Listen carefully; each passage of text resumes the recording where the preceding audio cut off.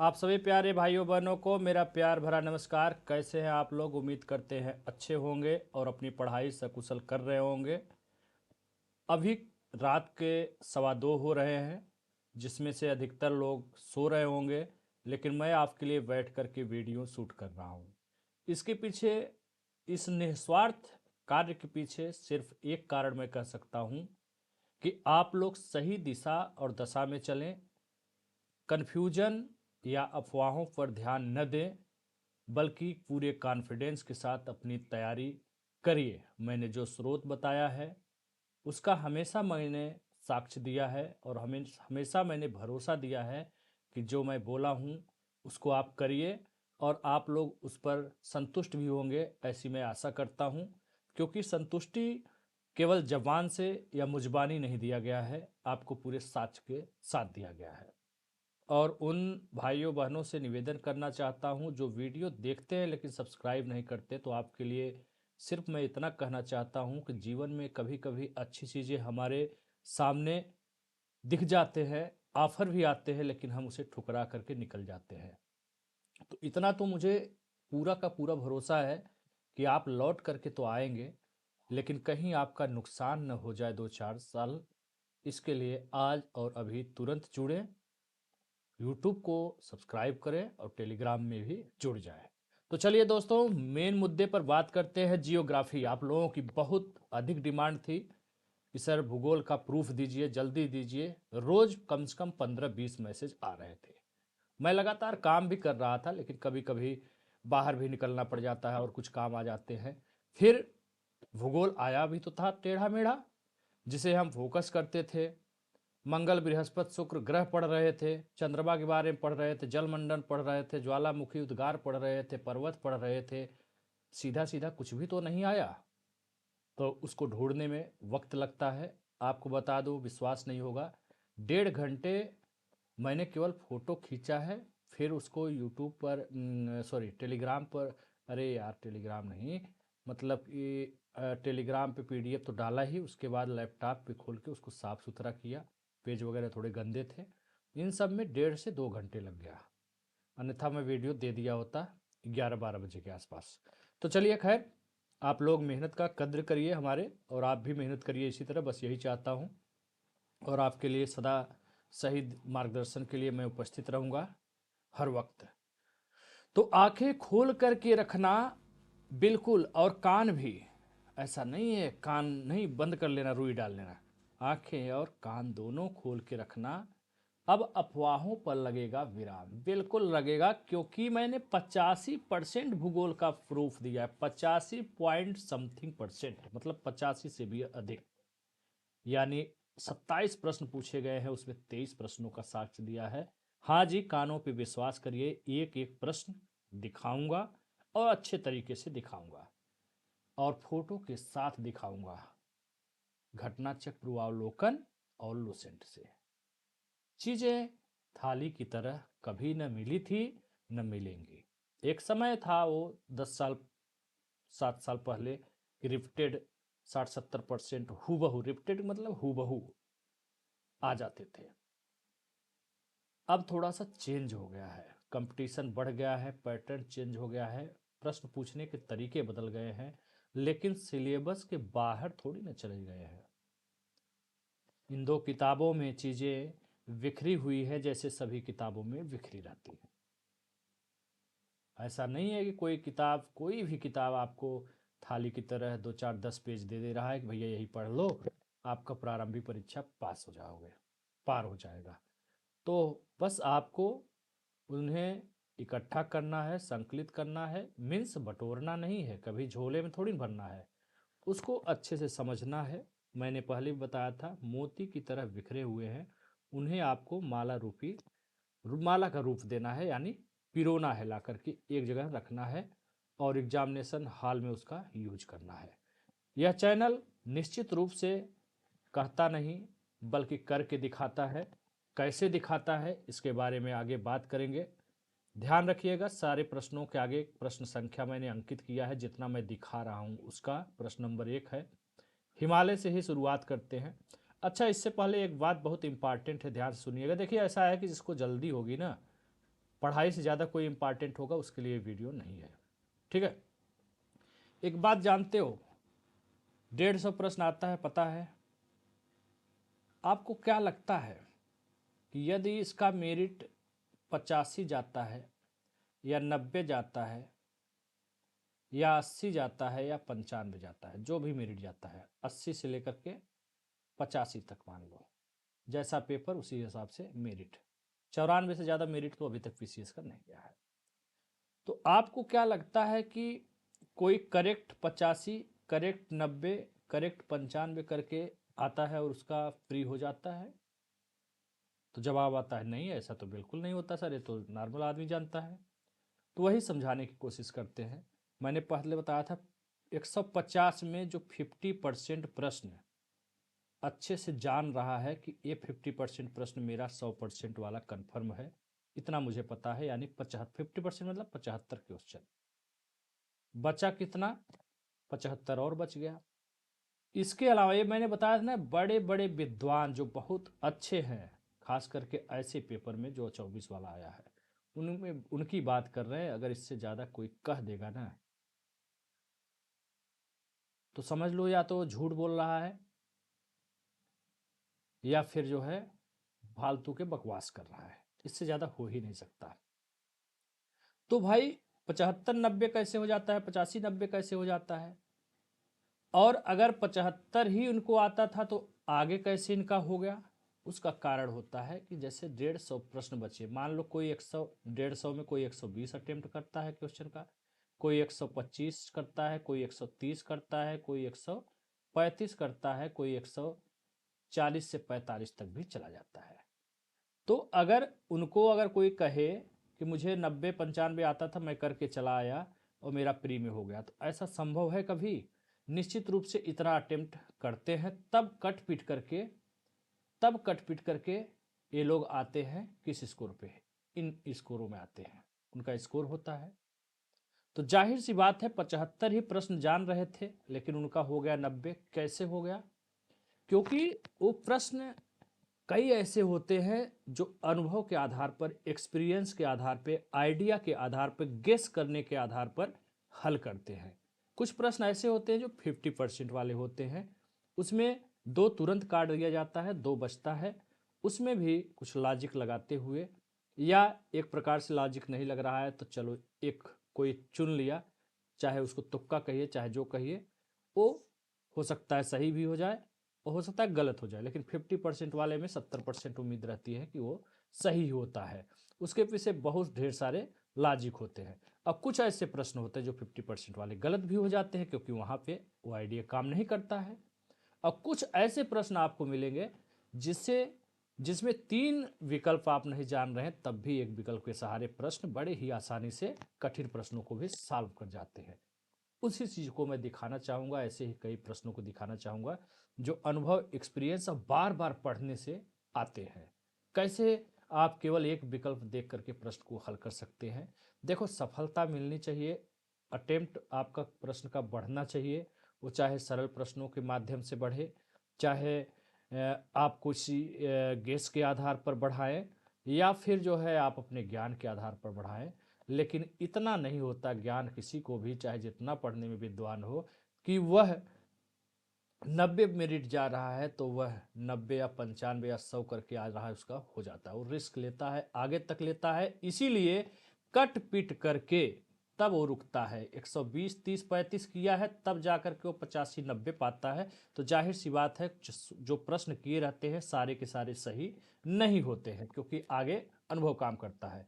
वो मैं अभी दिखाऊंगा आगे। पहला प्रश्न, हिमालय अभी भी ऊंचा हो रहा है, भारतीय tectonic tectonic plate Eurasian plate से टकरा रही है। क्या ये बात सत्य है? हिमालय ऊंचा हो रहा है? ये बहुत ही नॉर्मल प्रश्न है और ये आया भी है पहले, थोड़ा सा चेंज हो करके। आइए इसका प्रूफ दिखाते हैं घटना चक्र और आपके लुसेंट में। यहाँ पर जब आपका नोट चार्ट शुरू हो जाता है तो शुरुआत में भी आप देख सकते हैं, यहाँ पर भारतीय प्लेट के बारे में दिखा रहा है कि उत्तर दिशा में विस्थापित हो रही है उत्तर दिशा की ओर विस्थापन के परिणाम स्वरूप भारतीय प्लेट अपने से विशाल यूरेशियन प्लेट से टकराती है। इस टकराव के कारण इन दोनों प्लेटों में भारतीय तथा यूरेशियन के बीच स्थित टेथिस सागर के अवसादी चट्टान वलित होकर के हिमालय तथा पश्चिम एशिया की पर्वत श्रृंखला के रूप में विकसित हो गए। ठीक है, वलित पर्वत है हिमालय, वलित पर्वत है और इसे नवीन पर्वत भी कहते हैं। और निरंतर ये जो है दिशा जो उत्तर दिशा में प्रवाहित हो रहे हैं या आगे बढ़ रहे हैं और वो बढ़ भी रहे हैं और ऊंचा भी हो रहा है, ओवरऑल वही सेंस है। ठीक है, युवा स्थलाकृत इसे कहा जाता है। ठीक है, एक पर्वत श्रृंखला।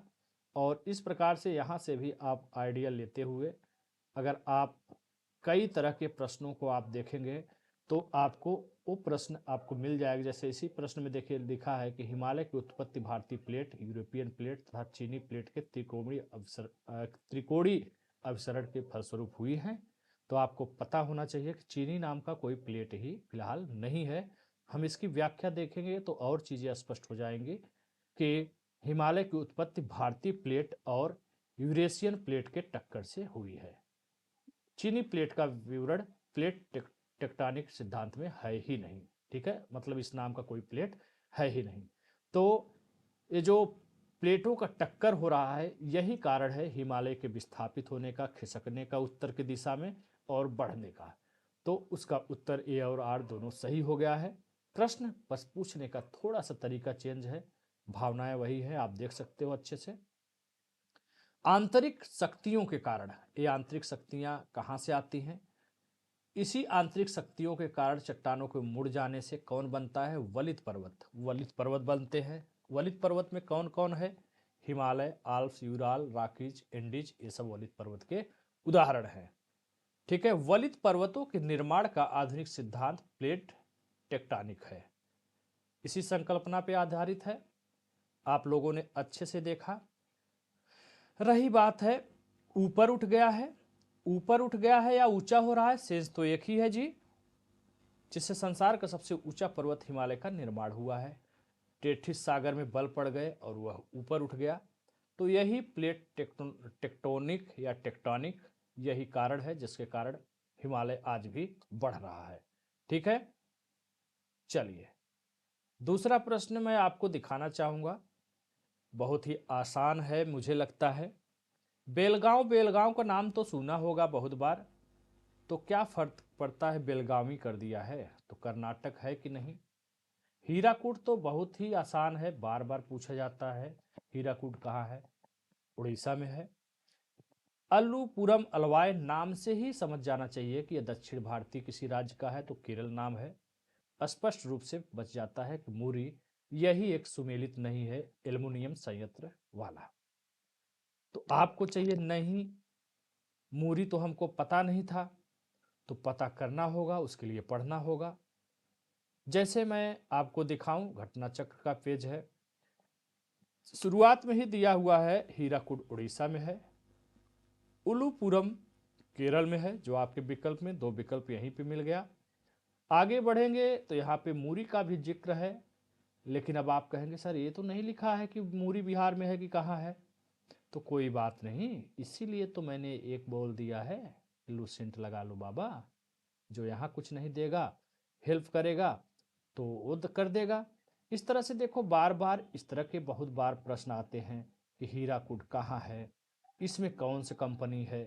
तो ये जब बार बार आप व्याख्या वगैरह चीज़ें पढ़ते हो तो ऐसे ही आपका तैयार होता चला जाता है, दिमाग में रटता जाता है। इसके साथ साथ अन्य प्रश्न भी तैयार होता जाता है, और चीज़ें कहाँ पर क्या है, जैसे हिंडाल्को कहाँ है, रेणुकूट कहाँ है। ठीक है, यहाँ भी देखिए प्रश्न पूछा गया है बेलगाम, वहाँ बेलगामी कर दिया है तो नाम थोड़ा इधर उधर हो जाए उससे परेशान मत किया करिए। ठीक है, कर्नाटक में है। ऐसे प्रश्न बार बार आते हैं, हम जब बार बार पढ़ते रहते हैं तो हमारे दिमाग में ये चीज़ें बैठती जाती हैं कि अलुपुरम, अलुपुरम केरल में है, केरल में है, बेलगांव, बेलगावी कर्नाटक में है। और इस तरह के और ऑप्शन भी आपके तैयार होते रहते हैं, कोरबा छत्तीसगढ़ में है। बार बार पढ़ने से ऊपर नीचे व्याख्या देखिए यहाँ स्पष्ट कर दिया गया है। बेलगांव और बेलगावी एक ही है, कहाँ है? कर्नाटक में है। पीसीएस मेंस 2010 में पूछा गया है। लुसेंट की बात करें तो यहाँ पर भी अच्छे तरीके से दिया हुआ है, तत्कालीन लो भैया नाम चाहिए। बिहार राज्य में मुरी है, स्पष्ट रूप से आपको पता चल गया। जो घटना चक्र ने नहीं किया काम, यहाँ पे देखिए काम कर गया। केरल के अलवाय अल्लूपुरम, अब देखिए यहाँ पे अलवाय दे दिया है तो कहेगा अरे वो तो अल्लूपुरम है। नहीं, थोड़ा नामों का हेर फेर होता है। पश्चिम बंगाल में बेलूर है, एक नया चीज मिल गया, आगे के लिए तैयार करिए, हो सकता है पूछ दे। उड़ीसा हीराकुड में है। तो आप लोग अच्छे से पढ़ेंगे, नज़र बनाए रखेंगे तो बिल्कुल तैयार होगा। ठीक है, बार बार ऐसे प्रश्न आते रहते हैं। क्वेश्चन नंबर 3 का जो प्रूफ दे रहा हूँ, ये प्रश्न एक ऐसा प्रश्न है जो बहुत लोग परेशान होंगे। किसका नाम देख करके? ये हुतर का, इब नदी का, उमरिया का। इतना मुझे पता है कि परेशान होंगे, चारों से परेशान होंगे बहुत से लोग। अरे भाई ये ताता पानी क्या है? ताता पानी को गलती से अगर दिमाग में बैठा लेते राता पानी तो भी पहुंच जाते। अब राता पानी क्या है? राता पानी मैंने टेलीग्राम में भी भेजा था, टाइगर रिजर्व घोषित किया गया है। और ताता पानी टाइगर रिजर्व कहाँ तक था? अरे राता पानी, राता पानी मध्य प्रदेश में टाइगर रिजर्व अभी नया ही घोषित हुआ है। राता पानी, तो ताता पानी छत्तीसगढ़ कहाँ से निकल के बना हुआ है? मध्य प्रदेश से निकला है। अब मैंने यहाँ से मिलाया कि ताता पानी मध्य प्रदेश में है क्या, गलती से याद आ गया राता पानी, तो हमने देखा मध्य प्रदेश है, लेकिन सी का तो एक है ही नहीं भाई, सी में तो एक है ही नहीं। बिल्कुल सही बात है, तो कंफ्यूजन हो गया। ठीक है, कोई बात नहीं, लेकिन ये मध्य प्रदेश से ही छत्तीसगढ़ निकला है, मध्य प्रदेश से ही छत्तीसगढ़ बना है जी ना। तो अगर भाई बहन की तरह नाम हो सकता है, दोनों में हो सकता है। यहाँ पे राता पानी है तो यहाँ पे छत्तीसगढ़ में ताता पानी हो सकता है। तो जब हो सकता है तो सी का मिलाएंगे, देखो एक में ही मिल गया, मध्य प्रदेश नहीं है तो क्या हुआ? छत्तीसगढ़ है। एक ही विकल्प से हमारा प्रश्न ही सही हो गया। अब कहेंगे कैसे ताता पानी राता पानी को मान ले कि दोनों एक जगह पे है? अरे जैसे सिंगरौली है, सिंगरौली अरे सॉरी, मध्य प्रदेश में भी है, उसका विस्तार उत्तर प्रदेश के सोनभद्र जिले में भी है, तो सिंगरौली दोनों जगह पाया जाता है। इसी प्रकार एक जगह है सोहागर, क्या है वो, मध्य प्रदेश में भी है, कोयला भंडार, और छत्तीसगढ़ में भी है। इसी प्रकार बहुत से, जैसे पेंच राष्ट्रीय उद्यान मध्य प्रदेश में भी है, महाराष्ट्र में भी है। और नागार्जुन श्रीशैलम जो सबसे बड़ा टाइगर रिजर्व था भारत का, कहाँ पर है? आंध्र प्रदेश था, याद है। अब बंटवारा होकर तेलंगाना जब बना तो वहाँ पे भी उसका कुछ हिस्सा चला गया, हालांकि उसका नाम चेंज हो गया है। तो इस प्रकार से आप देख सकते थे कि ताता पानी के माध्यम से हम आराम से, अगर एक ही दिमाग में आ जाता तो हम खेल कर सकते थे, अपना एक प्रश्न आराम से सही कर सकते थे बहुत ही आसानी से। रही बात है, मेरा काम है साक्ष्य देना, जो लोग अफवाह उड़ा रखे हैं और आप लोग जो है भटक रहे हैं, तो मैं इसमें मैक्सिमम आपको दिखाने की कोशिश करता हूं। चलिए आइए चलते हैं आगे, और ध्यान रखिएगा यहाँ झारखंड का दिया है, क्षेत्र दिया है छोटा नागपुर, इस सबको देख लिया करिए, आगे के एग्जाम में काम आएंगे। छत्तीसगढ़ का कोयला क्षेत्र की बात है तो देखो यहाँ पे ताता पानी, ये छत्तीसगढ़ ही ऊपर नाम लिखा है जी, इसी का पेज है ये अगला, इसी का अगला पेज है, छत्तीसगढ़ राज्य में प्रमुख कोयले का जमाव। ध्यान पूर्वक पढ़ना है मेरे भाई। ताता पानी रामकोला कहाँ है? छत्तीसगढ़ में। ये देखो राता पानी जो है, जो टाइगर रिजर्व मध्य प्रदेश में बना था, उसका भी नाम लिख दिया है मैंने। इस तरह की चीज़ें इशारा कर लिया करिए, ठीक है। चलो, उड़ीसा का है, उड़ीसा का नहीं दिया है तो कोई बात नहीं, आइए कुछ और नया चीज़ देखते हैं। यहाँ पे सबका दिया है, पश्चिम बंगाल मध्य प्रदेश का दिया है, लेकिन उमरिया कहाँ है? उमरिया की बात करते हैं। इस तरह से देखिए प्रश्न आता है। सोहागपुर, देखिए हाँ, जो नाम नहीं याद रहा, सोहागपुर, सोहागपुर है। देखिए यहाँ पे दिया हुआ है कि ये सोहागपुर जो क्षेत्र है, सोहागपुर यहाँ दिया है, ये छत्तीसगढ़ में भी है और सोहागपुर मध्य प्रदेश में भी है, देखो, ठीक है। इसी प्रकार सिंगरौली, सिंगरौली कहाँ है? उत्तर प्रदेश के सोनभद्र जिले में भी है और इसका विस्तार मध्य प्रदेश में भी है ना। आइए, इस प्रकार बार बार जब प्रश्न आते हैं तो हमारे दिमाग में बैठते चले जाते हैं। यहाँ इस तरह का प्रश्न आया, सोहागपुर कहाँ है? ये कहाँ है, वो कहाँ है, डायरेक्ट इनडायरेक्टली फायदा है, व्याख्या तो पढ़ो। रामपुर हिमगिरी से क्या मिल रहा है, रामपुर हिमगिरी से हमको व्याख्या में मिल गया कि एक कोयला क्षेत्र उड़ीसा में इब नदी घाटी में अवस्थित है। आओ प्रश्न में मिल गया कि नहीं, ध्यान पूर्वक पढ़े होते तो पता चल जाता है। इब नदी घाटी कहाँ है, उड़ीसा में हो गया। और ये देखो आपका प्रश्न में इब नदी दिया हुआ है। कहाँ गया प्रश्न जी, ऊपर चला गया क्या, चलो कहीं भी चला गया, ढूंढ लिया जाएगा। ये देखो इब नदी आ गया उड़ीसा में। इब नदी कहाँ है, उड़ीसा में है। ताता पानी तो हो ही गया, छत्तीसगढ़ में है। बचा हुतर या उमरिया, हम कह रहे हैं उमरिया हितर के बारे में नहीं भी पता है, तो यहाँ तो हम तो एक ही अगर पता है तब भी आप कर सकते थे, नहीं तो अच्छे से पढ़े होते। अगर ताता पानी नहीं कॉन्फिडेंस आ रहा था तो उड़ीसा पे कॉन्फिडेंस आता, तब भी तो देखो एक ही उत्तर मिलता, कर लेते। चाहे ताता पानी को जानते तब भी ये उत्तर सॉल्व कर लेते, और इब नदी को जानते बाय द वे तो इससे भी उत्तर आपका सॉल्व हो जाता। बी में भी 3 ऑप्शन एक ही जगह दिया है और सी में 2 एक जगह दिया है। उमरिया सोन नदी घाटी के कोयला क्षेत्र में है और वो क्षेत्र पड़ता है मध्य प्रदेश में। आइए दिखाते हैं। ये तो हो गया, तो क्लियर हो गया ना। देखो ये सब प्रश्न आते हैं, इसीलिए कहते हैं व्याख्या को अच्छे से पढ़ा करो। यहाँ पे कहीं डायरेक्ट नहीं दिया, उड़ीसा राज्य तो दिया है लेकिन नाम यहाँ दे दिया रामपुर हिमगिर। अब हमने व्याख्या पढ़ लिया अच्छे से, तो इसको ध्यानपूर्वक पढ़ा मैंने, तो देखा कि रामपुर हिमगिर भाई कहाँ है, ये कोयला खदान है, उड़ीसा में इब नदी घाटी में अवस्थित है। हो गया ना, मजा आ गया ना। इस प्रकार से अन्य जानकारियां भी आगे मिल जाएगा, और इस प्रकार से उमरिया भी मिल गया। प्रश्न आया है सोन घाटी है, अब सोन घाटी का विस्तार कई राज्यों में है, लेकिन उमरिया जो है वह मध्य प्रदेश में है। ये चीज़ आपको और जगह भी मिल जाएंगी। इस प्रकार से बार बार कई तरीके के प्रश्न आते हैं, ये बहुत प्रश्न आए हैं इस तरह के, है ना। तो ये सब चीज़ें पढ़ते रहेंगे तो दिमाग में बैठता जाएगा। इसीलिए कहता हूँ कि चीज़ें बिखरी हुई हैं, बार बार चिंतन करिए, मनन करिए, बार बार पढ़िए, 4 बार पढ़िए, 5 बार पढ़िए मैक्सिमम, एकदम जो है रट जाएगा, घुल जाएगा दिमाग में, याद आ जाएगा, चीज़ों को कनेक्ट करना सीख जाएंगे। क्यों घबरा रहे हो, क्यों इतना परेशान हो, समझ नहीं आता। चौथा प्रश्न, Spain, France, Switzerland, Bulgaria, Italy. अगर ये प्रश्न वैसे तो मेरे ख्याल से आसान है, लेकिन बहुत से लोगों को दिमाग में होगा आल्प्स तो स्विट्जरलैंड में पढ़ा हूँ यार, बहुत बार आया है, तो क्या उससे उत्तर मिल रहा है। लो भैया 3 जगह दे दिया बी का। अब कंफ्यूज हो गए, बड़ा परेशान हो गए, अब क्या करें। स्पेन फ्रांस का कुछ अगर पिरेनीज या एपेनाइन टाइप का कुछ पता चल जाता तब हो सकता है उत्तर सही हो जाता है। जैसे स्पेन फ्रांस पिरेनीज, तीसरा कहीं मिल रहा है, लो भैया है ही नहीं, एक तीसरा 2 जगह मिल गया। अब क्या करूं मैं, 2 जगह मिल गया, तो क्या स्पेन, तो हाँ स्पेन और फ्रांस पेनेरिज में है। इटली पे क्या है, एपेनाइन है कि नहीं है, अगर हमें पता होता तो हम कर लेते। बचा बुल्गारिया, बुल्गारिया तो यहाँ हो गया। अब सुनो मैं दिखाता हूँ प्रूफ।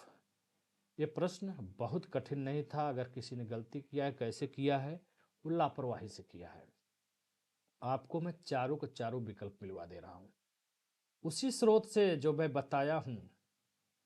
यकीन रखना होगा और मेहनत करना होगा।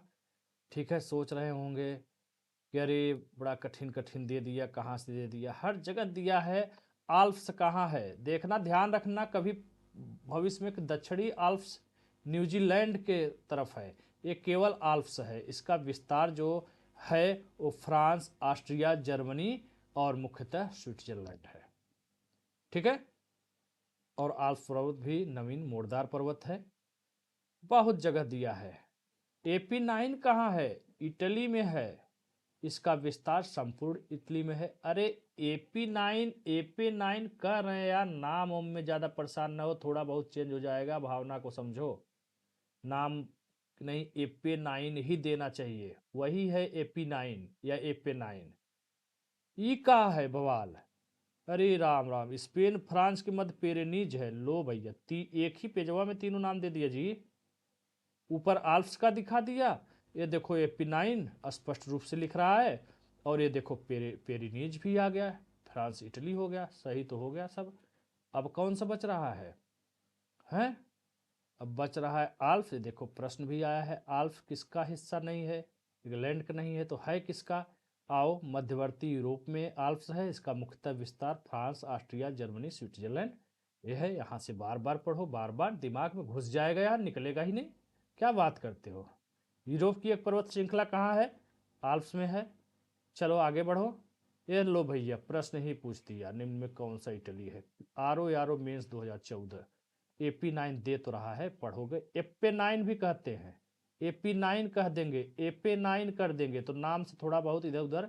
AP9 इन सब चीज़ों से न घबराया करो भैया, ठीक है? AP9, AP9, AP9 ये सब पर्वत कहाँ है? इटली में है। प्रश्न ही डायरेक्ट वही पूछा हुआ है। लो भैया, राजस्थान प्री 2012 में पूछा, स्पेन और फ्रांस कहाँ है? क्या है? पेरेनीज है। लो भैया, पढ़ लिया, सारा का सारा ऑप्शन ही मिल गया। देखो ये राजस्थान में आया है। मैं सातों पार्ट क्यों कहता हूँ पढ़ने के लिए? इस शार्ट में भी शार्ट मत अपनाइए। अब जिनकी मजबूरी है, समय ही नहीं बेचारे, उनकी बात अलग है, उनके लिए मैं अलग स्ट्रेटजी बताया हूँ कि करो भैया। लेकिन मैं 7 पार्ट इसलिए कहता हूँ कि राजस्थान का जीएस तो जीएस होता है, और राजस्थान पूछे रहे चाहे अंडमान निकोबार पूछे रहे, उससे क्या मतलब है? ऐसा बाउंडेशन थोड़ी ना है कि राजस्थान पूछा है तो उत्तर प्रदेश वाले नहीं पूछेंगे, है ना? जीएस तो कोई किसी का पूछ सकता है। स्पष्ट रूप से देखिए, चारों विकल्प मिल गया, प्रश्न याद ही होगा। फिर से प्रश्न आ गया, बिहार पूछ दिया इस बार। ओहो हो, कहाँ है? स्पेन फ्रांस में क्या है? पिरेनीज हो गया। अब क्या जान लोगे? हैं? लो भैया, निम्न में कौन बाल्कन देश नहीं है? सर ये सब फालतू काहे पढ़ा रहे हैं? बाल्कन देश ये तो पूछा ही नहीं है। अरे तो नहीं पूछा है तो आओ ना, व्याख्या पढ़ो। बाल्कन क्षेत्र दक्षिण पूर्व यूरोप का विशिष्ट सांस्कृतिक क्षेत्र है, जो बाल्कन पर्वतों के आसपास स्थित है। इसमें शामिल प्रमुख देशों में अल्बानिया, बोस्निया हर्जेगोविना, गोविना, Bulgaria, Greece, Croatia, Serbia, Slovenia, Romania आदि आदि हैं। कौन नहीं है? ऑस्ट्रेलिया नहीं, कोई बात नहीं। अरे भैया यहाँ इस प्रश्न से मतलब नहीं है, लेकिन ये देखो, बाल्कन मिल गया, बुल्गारिया मिल गया, पर्वत, बाल्कन पर्वत और बुल्गारिया, यही तो विकल्प में था ना जी। चारों के चारों मिल गया कि नहीं मिल गया? ऐसे ही ये मोती हैं, छिटके हुए हैं, इनको बटोरो और माला में पिरो। यहाँ भी दिया है, लुसेंट का पेज है। आल्प्स कहाँ है? स्विट्जरलैंड है, इटली के सीमा पर है, सब है। बुल्गारिया का भी नाम दिया है ना? और उसके बाद जो है, कहाँ गया जी? आल्प्स पर्वत का सर्वाधिक विस्तार, प्रमुख विस्तार कहाँ है? स्विट्जरलैंड में है। पेरेनिज, पैरिनिज दे दिया। आप कहोगे कि ये पेरेनिज क्यों नहीं? ऐसे नाम में थोड़ा बहुत अंतर होता है, थोड़ा बहुत टेंशन नहीं लेने की जरूरत है, थोड़ा बहुत ना अंतर दिख जाएगा। पेरिनीज फ्रांस स्पेन, साफ साफ दे रहा है ना? मजा आ रहा है? पांचवा प्रश्न, ओटावा कहाँ की राजधानी? इससे सरल प्रश्न कौन सा है जी? कनाडा। डबलिन स्विट्जरलैंड का है क्या? स्विट्जरलैंड का है। डबलिन आयरलैंड का है। नायपीडा क्या है? बड़ा कठिन नाम है, पढ़ने में भी बड़ी समस्या हो रही। म्यांमार में है कि नहीं? मैं तो प्यू पा पू का पढ़ा था, हैं? इसी में कंफ्यूजन है। अभी इथियोपिया क्या है, खार्तूम है, क्या है? बड़ा कंफ्यूजन हो गया। अच्छे से पढ़िए, सारी चीज़ें दी हुई हैं, है ना? अच्छे से पढ़ना पड़ेगा। इसमें डी गलत है, इथियोपिया की राजधानी खार्तूम नहीं है। क्यों नहीं है? आइए दिखाते हैं। म्यांमार नेपीता। अरे सर ये तो नेपीता है, और यहाँ तो नाम कुछ दूसरा दिखा रहा है। नायपी आधा प ईडा, नायपीडा है, ये तो दूसरा है। यही है, थोड़ा अंतर है। आइए आगे बात करते हैं। सेम सेम नाम देखना है पक्का? चलो सेम नाम दिखा देते हैं। कहाँ दिखाएंगे? लुसेंट में दिखा देंगे। इसीलिए कहते हैं कि 20%, 15-20% जो लुसेंट काम करेगा। 2-4 प्रश्न भी आपका बढ़ा दिया तो 2-4 प्रश्नों से लोग कहाँ से कहाँ चले जाते हैं, फाइनल सिलेक्शन से बाहर हो जाते हैं। प्री की बात ही छोड़ दीजिए, है ना? म्यांमार की राजधानी मिल गया घटना चक्र में। अरे भाई ये क्या है, आयरलैंड। डबलिन है कि नहीं है? मिल गया प्रश्न। दूसरा ऑप्शन ये क्या है, कनाडा है। ओटावा मिल गया।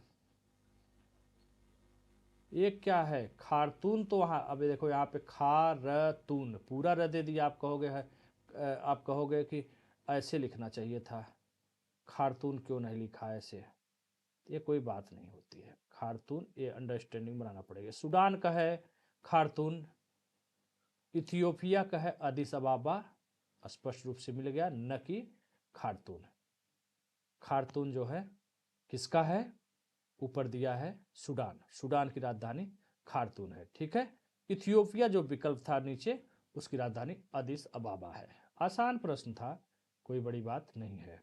इस प्रकार से बार बार हमारे सामने प्रश्न आते रहते हैं, बार बार जब हम पढ़ते जाते हैं तो हमें नाम याद आ जाता है।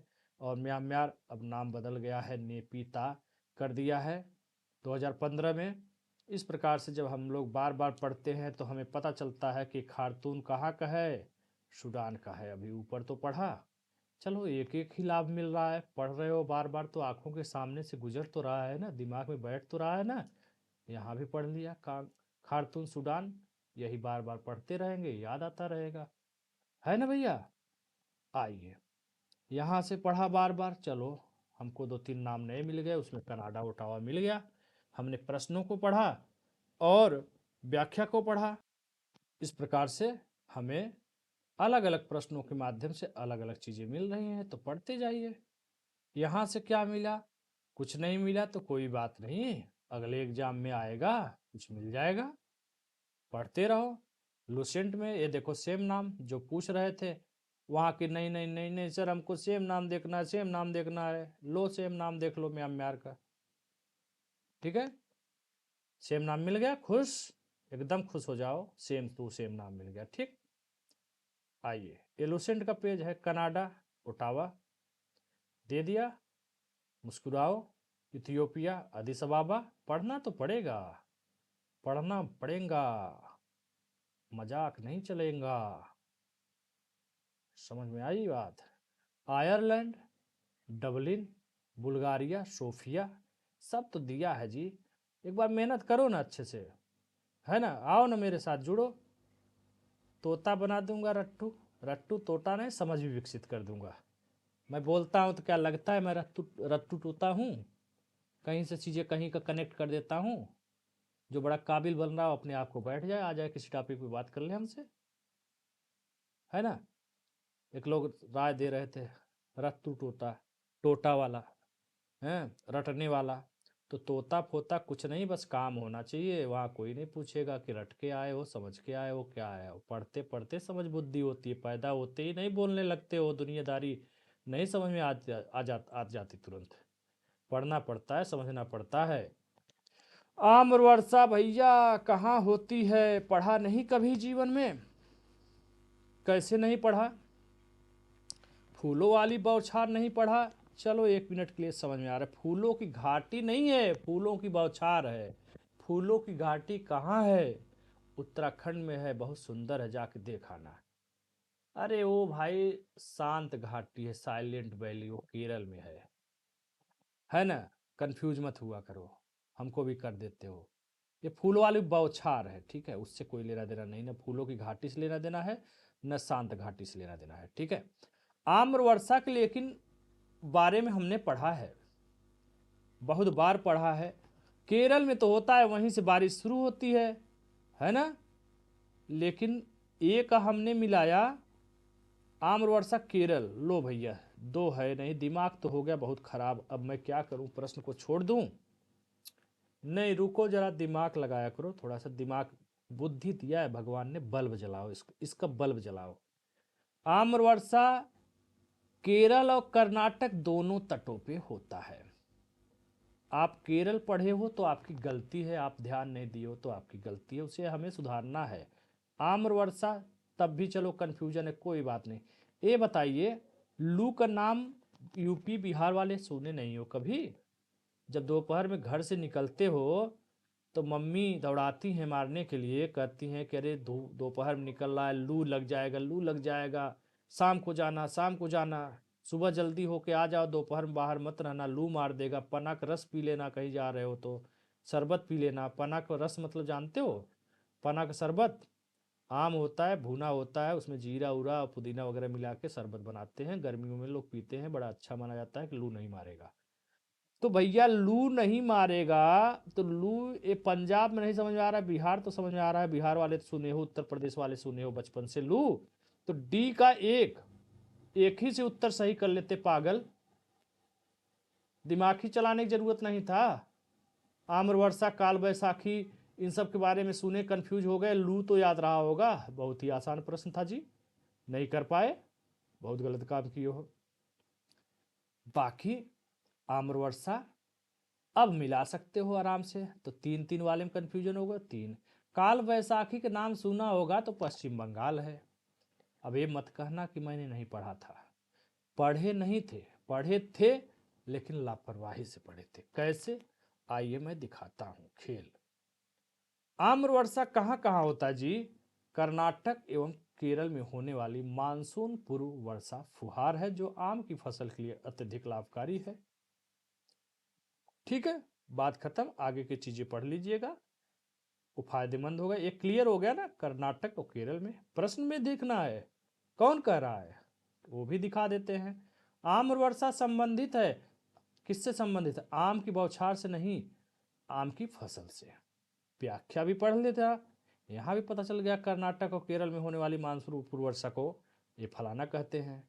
आम्र वर्षा किन राज्यों की सामान्य घटना है? प्रश्न आया है जी, झारखंड ने पूछ दिया, तो हमको झारखंड ने पूछा हो चाहे पश्चिम बंगाल ने, उससे क्या लेना देना है भी।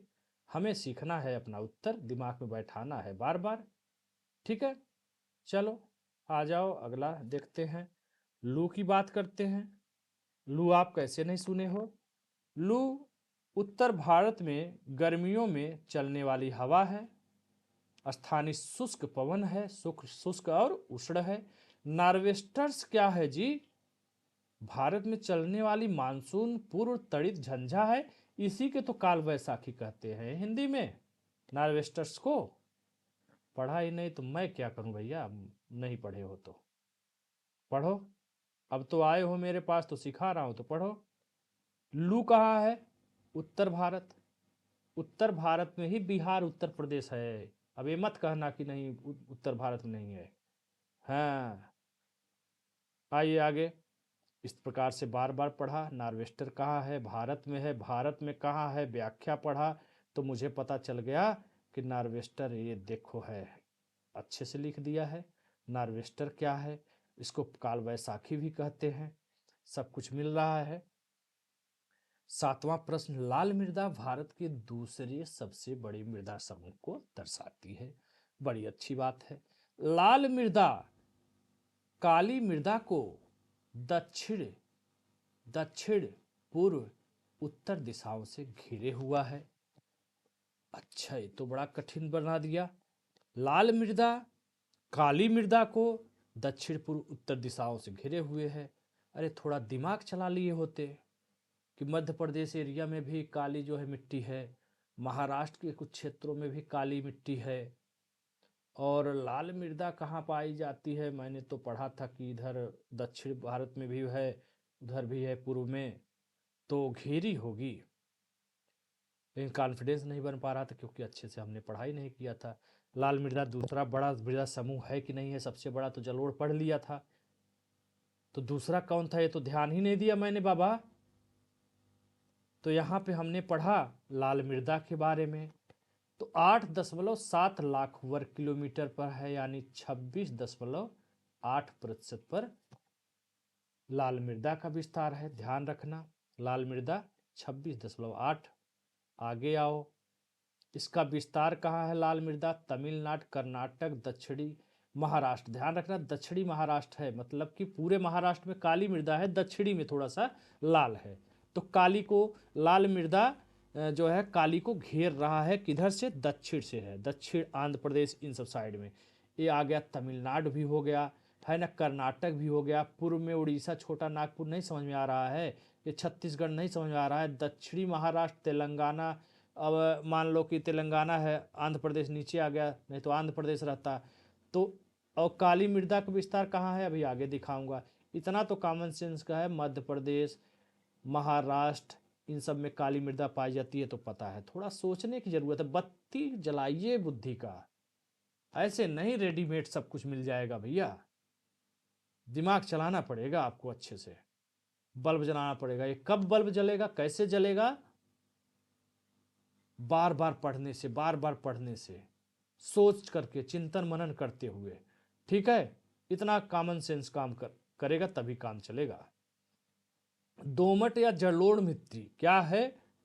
जलोढ़ मृदाएं 33.5% भागों के लगभग 11 लाख वर्ग किलोमीटर पर विस्तृत है। अरे ठीक है, पहला दूसरा तीसरा नहीं दे रहा है तो यहाँ से दिमाग लगा के बार बार जब पढ़ोगे तो पता चल जाएगा। अरे यार 33.5 और 11 लाख।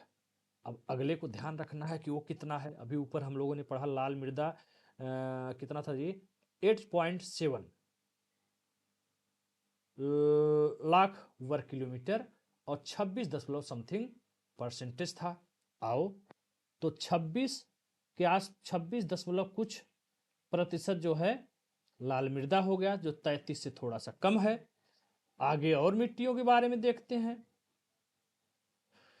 ठीक है, किसको देखें किसको देखें? लेटराइट मिट्टी मिल गया। चलो लेटराइट मिट्टी के बारे में भी पढ़ लिया, ये सब पता चल गया कहाँ कहाँ है, कहाँ कहाँ फैला है। केरल, पूर्वी तमिलनाडु, ये सब हो गया। 1.80 लाख वर्ग किलोमीटर पर ही है। इसका तो बहुत ही कम है, जहाँ जलोढ़ मृदा 11 लाख वर्ग किलोमीटर पे है।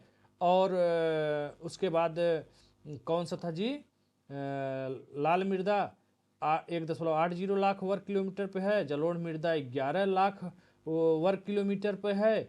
और जो मिला था लाल मृदा वो कितना था, 26 पॉइंट तो था। और देख लो इतना क्या है, 11 लाख था, ये है हाँ 26.8 और 8.7 लाख वर्ग किलोमीटर है। लाल मृदा 8.7 लाख वर्ग किलोमीटर, 26.8।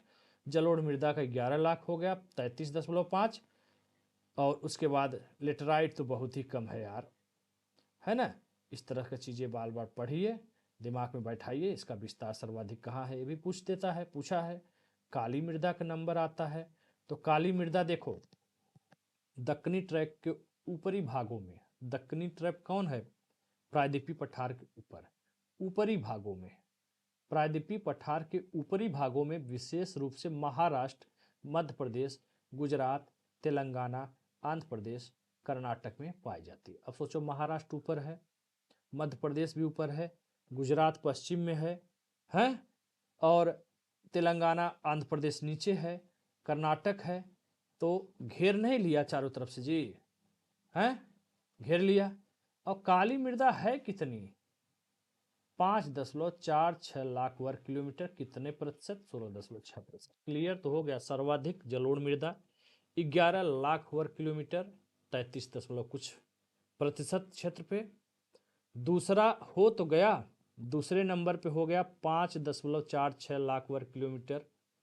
सॉरी, ये तो काली मृदा है। दूसरे पे तो हो गया ना लाल मृदा, कितना था? 8.7 लाख वर्ग किलोमीटर और 26 दशमलव कुछ परसेंटेज।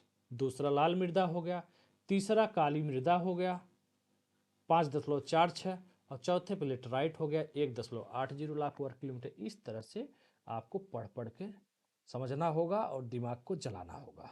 सब कुछ दिया हुआ है, ऐसा कुछ भी नहीं है जो दिया नहीं है, लेकिन आपने बुद्धि अच्छे से चलाया नहीं।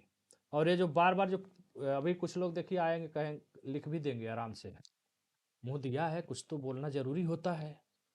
सब तारीफ कर रहे हैं, खुश हो रहे हैं, तो चलो हम थोड़ा अलग कर देते हैं, तो लिख देंगे बोलना सर आसान है, वहाँ पर पेपर देते हैं तो देना हो तो पता चलेगा। नहीं, मैंने तो पेपर दिया नहीं जीवन में, कभी प्री क्वालिफाई नहीं किया, कभी मेंस दिया नहीं। अब आप हमको ज्ञान देंगे? हैं, प्रेशर होता है तो भारत के प्रधानमंत्री नरेंद्र मोदी की जगह परवेज मुशर्रफ को क्यों नहीं टिक करके चले आते हैं? राष्ट्रपति के बारे में पूछता है तो राज्यपाल के बारे में क्यों उत्तर लगा के चले नहीं आते हैं? इसका मतलब है दिमाग मेरा काम करता है। ठीक है, लेकिन जो नहीं पढ़े होते तो जाहिर सी बात है दिमाग काम नहीं करेगा। रही बात है प्रेशर, थोड़ा बहुत होता है, मैं मानता हूँ, लेकिन वो प्रेशर तब क्रिएट होता है जब आप टाइम मैनेजमेंट नहीं कर पाते हो, उल्टा सीधा जो है समय कहीं ज़्यादा दे देते हो, लास्ट में घबरा जाते हो, तब वहाँ पे दबाव महसूस होता है। या फिर जो है उत्तर रंगने का तरीका गलत है, OMR प्रश्न करते जा रहे हैं, लास्ट में 15 मिनट पहले बेल बजा, तब आपने फटाफट रंगने की कोशिश किया, तब बनता है दबाव, तब जल्दीबाजी में गलतियां होती हैं प्रश्न। और कुछ कठिन जो होते हैं नहीं आते हैं तो कोई बात नहीं, 100% कौन करता है प्रश्न भाई? कौन ऐसा है पृथ्वी पैदा हुआ जो 150 में 150 करके चला आ जाए? एक बार मैथ रहे, बहुत विद्वान है तो मान लेता हूँ कि 100% नंबर लोग पा जाते हैं। और कौन ऐसा सब्जेक्ट है? 8वां प्रश्न, कपास फसलों के संदर्भ में निम्नलिखित कथनों पर विचार कीजिए। कपास मुख्यतः खरीफ फसल है। कपास के उत्पादन के लिए 50 से 75 सेंटीमीटर की मध्यम वर्षा की आवश्यकता है। कोई डाउट है क्या कि कपास खरीफ फसल नहीं है? भारत किसानों का देश है और मुझे लगता है कि 70% आबादी वहाँ रहती है, 70 के आसपास। अरे भाई ठीक है, 32 पॉइंट कुछ शहरी है तो बाकी घटा दीजिए, 68% है। और यहाँ तैयारी करने वालों में भी मान के चलिए कि 70% गांव के ही लोग होते हैं। उनको अच्छे तरीके से पता है कि धान कपास ये सब खरीफ फसल है। और नहीं पता है तो कोई बात नहीं, पढ़ो बार बार तब पता चल जाएगा। ध्यान से पढ़ो तो इस बार बोला तो जो आप ध्यान नहीं देते हो उसी को आयोग ने ध्यान दे दिया, बस धड़ाम हो गए। किताबों में सब कुछ है, आओ ना। घटना चक्र, खरीफ फसलें देश के विभिन्न क्षेत्रों में मानसून के आगमन के साथ। मानसून कब आती है भाई? अरे जून जुलाई में आती है मानसून जी, अक्टूबर नवंबर में काट ली जाती है। धान ज्वार बाजरा मक्का तिल मूंगफली, चलो अधूरा है। कपास ढूंढ रहे हो नहीं मिल रहा है, कोई बात नहीं, यहाँ नहीं मिलेगा तो कहीं और मिलेगा। धान के बारे में मिल गया है ना, ये तो अलग है, चलिए इसको हटाइए। चावल, चावल वाला एक ऐसे पेज अलग लग गया। हाँ ये तो देख लिया कि भाई खरीफ फसलें कब आती हैं कब जाती हैं। ज्वार बाजरा, आपको क्या चाहिए, कौन सा प्रश्न है? कपास वाला, चलिए कोई बात नहीं, इसको हटाइए, ये दूसरी जगह लगाना था, कोई बात नहीं। आइए, जब बार बार हम पढ़ते हैं खरीफ फसलें मुख्यतः जून जुलाई में बोई जाती हैं, अक्टूबर नवंबर में काट ली जाती हैं। खरीफ की मुख्य फसलें क्या है, थोड़ा सा हमने ध्यान दे दिया अच्छे से तो हमको पता चला। धान भी है, ज्वार भी है, बाजरा भी है, मक्का भी है, जूट भी है, मूंग भी है, उड़द भी है, मूंग कपास, ये मिल गया ना।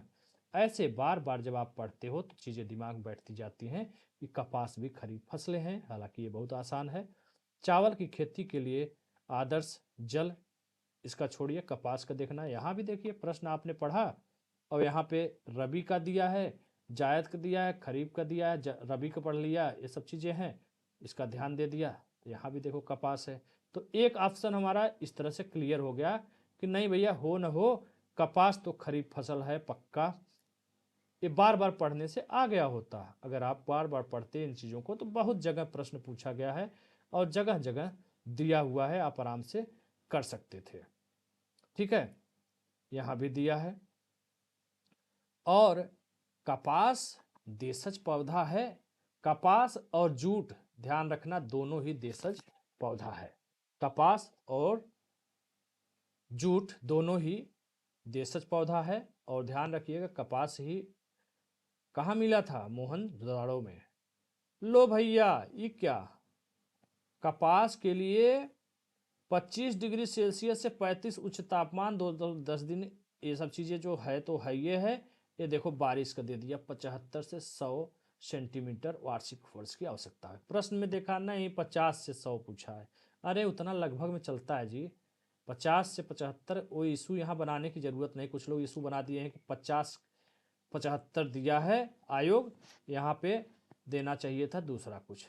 ये लमसम में चलता है, और नहीं चलता है तो आपत्ति दीजिए और गलत करेंगे। 50 से 75 क्यों, हम तो पढ़ के गए हैं भाई कि जो है कपास के लिए, और कुछ लोग दिए हैं आपत्ति। आयोग तो विवादित कुछ चीज़ों को रखता ही, मैं क्या बताऊं, स्पष्ट रूप से दे रहा है कि 75 से 100 जो है चाहिए, और उन्होंने दे दिया 50 से 75, और उत्तर मान लिया दोनों सही है तो विवादित कर दिया। अगर मान लो कि 10-20 इधर उधर रहता अंतर तब कोई बात नहीं, लेकिन यहाँ पे तो 75 से 100 दिया है, आप उत्तर में दे रहे हो 50 से 75, और शायद उत्तर भी दोनों सही मान लिया है। तो आपत्ति दीजिए। कपास के लिए बारिश कितना चाहिए, यहाँ पे भी इस तरह से ध्यान रखिएगा, यहाँ मिलीमीटर में दे दिया है, हमसे वहाँ पे सेंटीमीटर पूछा है। अगर किसी को बदलना आता तो आराम से बदल देता, 50 मिलीमीटर बराबर, अरे इसको मिलीमीटर में सेंटीमीटर में बदलना होता तो 50 सेंटीमीटर और 100 कर लेता आराम से। यहाँ से भी इस तरह से डायरेक्ट इनडायरेक्ट आप चीज़ों का लाभ उठा सकते हैं। ठीक है। और बाकी जूट, जूट भारत का विशुद्ध पौधा है, कोई डाउट नहीं है। जूट खरीफ की फसल है जिसे फरवरी से जून में बोया जाता है तथा जुलाई के अक्टूबर के मध्य काट लिया जाता है। आइए आगे बढ़ते हैं, देखते हैं इसके बारे में। जूट एक खरीफ फसल है, क्लियर हो गया है। ठीक है। और रही बात है, इसे मार्च से मई तक की अवधि में बोया जाता है। ठीक है। भारत में जूट पूर्वी क्षेत्र में ये सब चीज़ों राज्यों में पाया जाता है, ये सब चीज़ें दिया हुआ है। जूट को स्वर्णिम तंतु भी कहते हैं, ये सब विस्तार में है, इसको आगे पढ़िएगा। ठीक है। यहाँ भी देखिए, इस तरह का प्रश्न छत्तीसगढ़ में पूछा है, जूट रबी का फसल है। जूट की फसल के लिए उच्च तापमान सहित आर्द्र जलवायु और ये सब चीज़ें पूछा जाता है। तो इसमें कह रहा है कौन कौन सही है, 2 ही 3 सही है, पहला गलत है। क्यों गलत है? क्योंकि जूट रबी नहीं खरीफ फसल है, हमने पढ़ लिया अच्छे से ऊपर। ठीक है। कब बोया जाता है, कब काटा जाता है, उन सब के बारे में भी आराम से अच्छे से दिया हुआ है, हम लोग इसे पढ़ करके अच्छे से जा सकते थे। ठीक है। चलिए यहाँ भी देखिए, गर्मा फसल, गर्मा का मतलब वही है, ये खरीफ है, ये रबी है ना। मई जून में किसके बारे में है? जूट। जूट किस में आता है? गर्मा फसल में। गर्मा मई से जून के बीच में बोया जाता है, जुलाई अगस्त में काट लिया जाता है। इसकी मुख्य फसलें राई, मक्का, ज्वार, जूट और मड़ुआ है। और दूसरे में कब काटा जाता है, कब बोया जाता है, वो आयोग ने गलत उत्तर दिया है या गलत माना है, तो उसका आपत्ति प्रकट करिए। ठीक है। यहाँ से स्पष्ट रूप से कब बोया जाता है, कब काटा जाता है, सब कुछ विस्तार से दिया हुआ है। अगला प्रश्न पढ़ते हैं, प्रश्न नंबर 10। कुछ प्रश्न ऐसे होते हैं जो कॉमन सेंस से हल किए जाते हैं। मान लीजिए ऊपरी बारी दोआब या सरहिंद नहर नहीं पता है, कोई बात नहीं। इसमें से एक ऑप्शन ऐसा है जो घटना चक्र कहें या जो भी साल पेपर कहें, भाई घटना चक्र हम बता रहे हैं तो उसमें बता रहे हैं, यूथ में भी दिया होगा प्रश्न, ये घटना चक्र का थोड़ी ना है, तो आयोग का है, पूछा गया है, तो जो भी साल पेपर होगा होगा। कई जगह प्रश्न आपको इंदिरा गांधी नहर के बारे में मिल जाएगा। इंदिरा गांधी नहर कहीं कहीं सतलज रावी दे देता है, कभी कभी तीनों नाम दे देता है। तो अगर ये आपने बार बार पढ़ा है तो एक ही उत्तर से आपका, एक ही प्रश्न विकल्प से आपका उत्तर ही सॉल्व हो गया, क्योंकि डी में एक ही विकल्प 3 दिया है, कुछ हमें विचार ही नहीं करना था आगे, और हम प्रश्न सही करके चले जाते। ठीक है।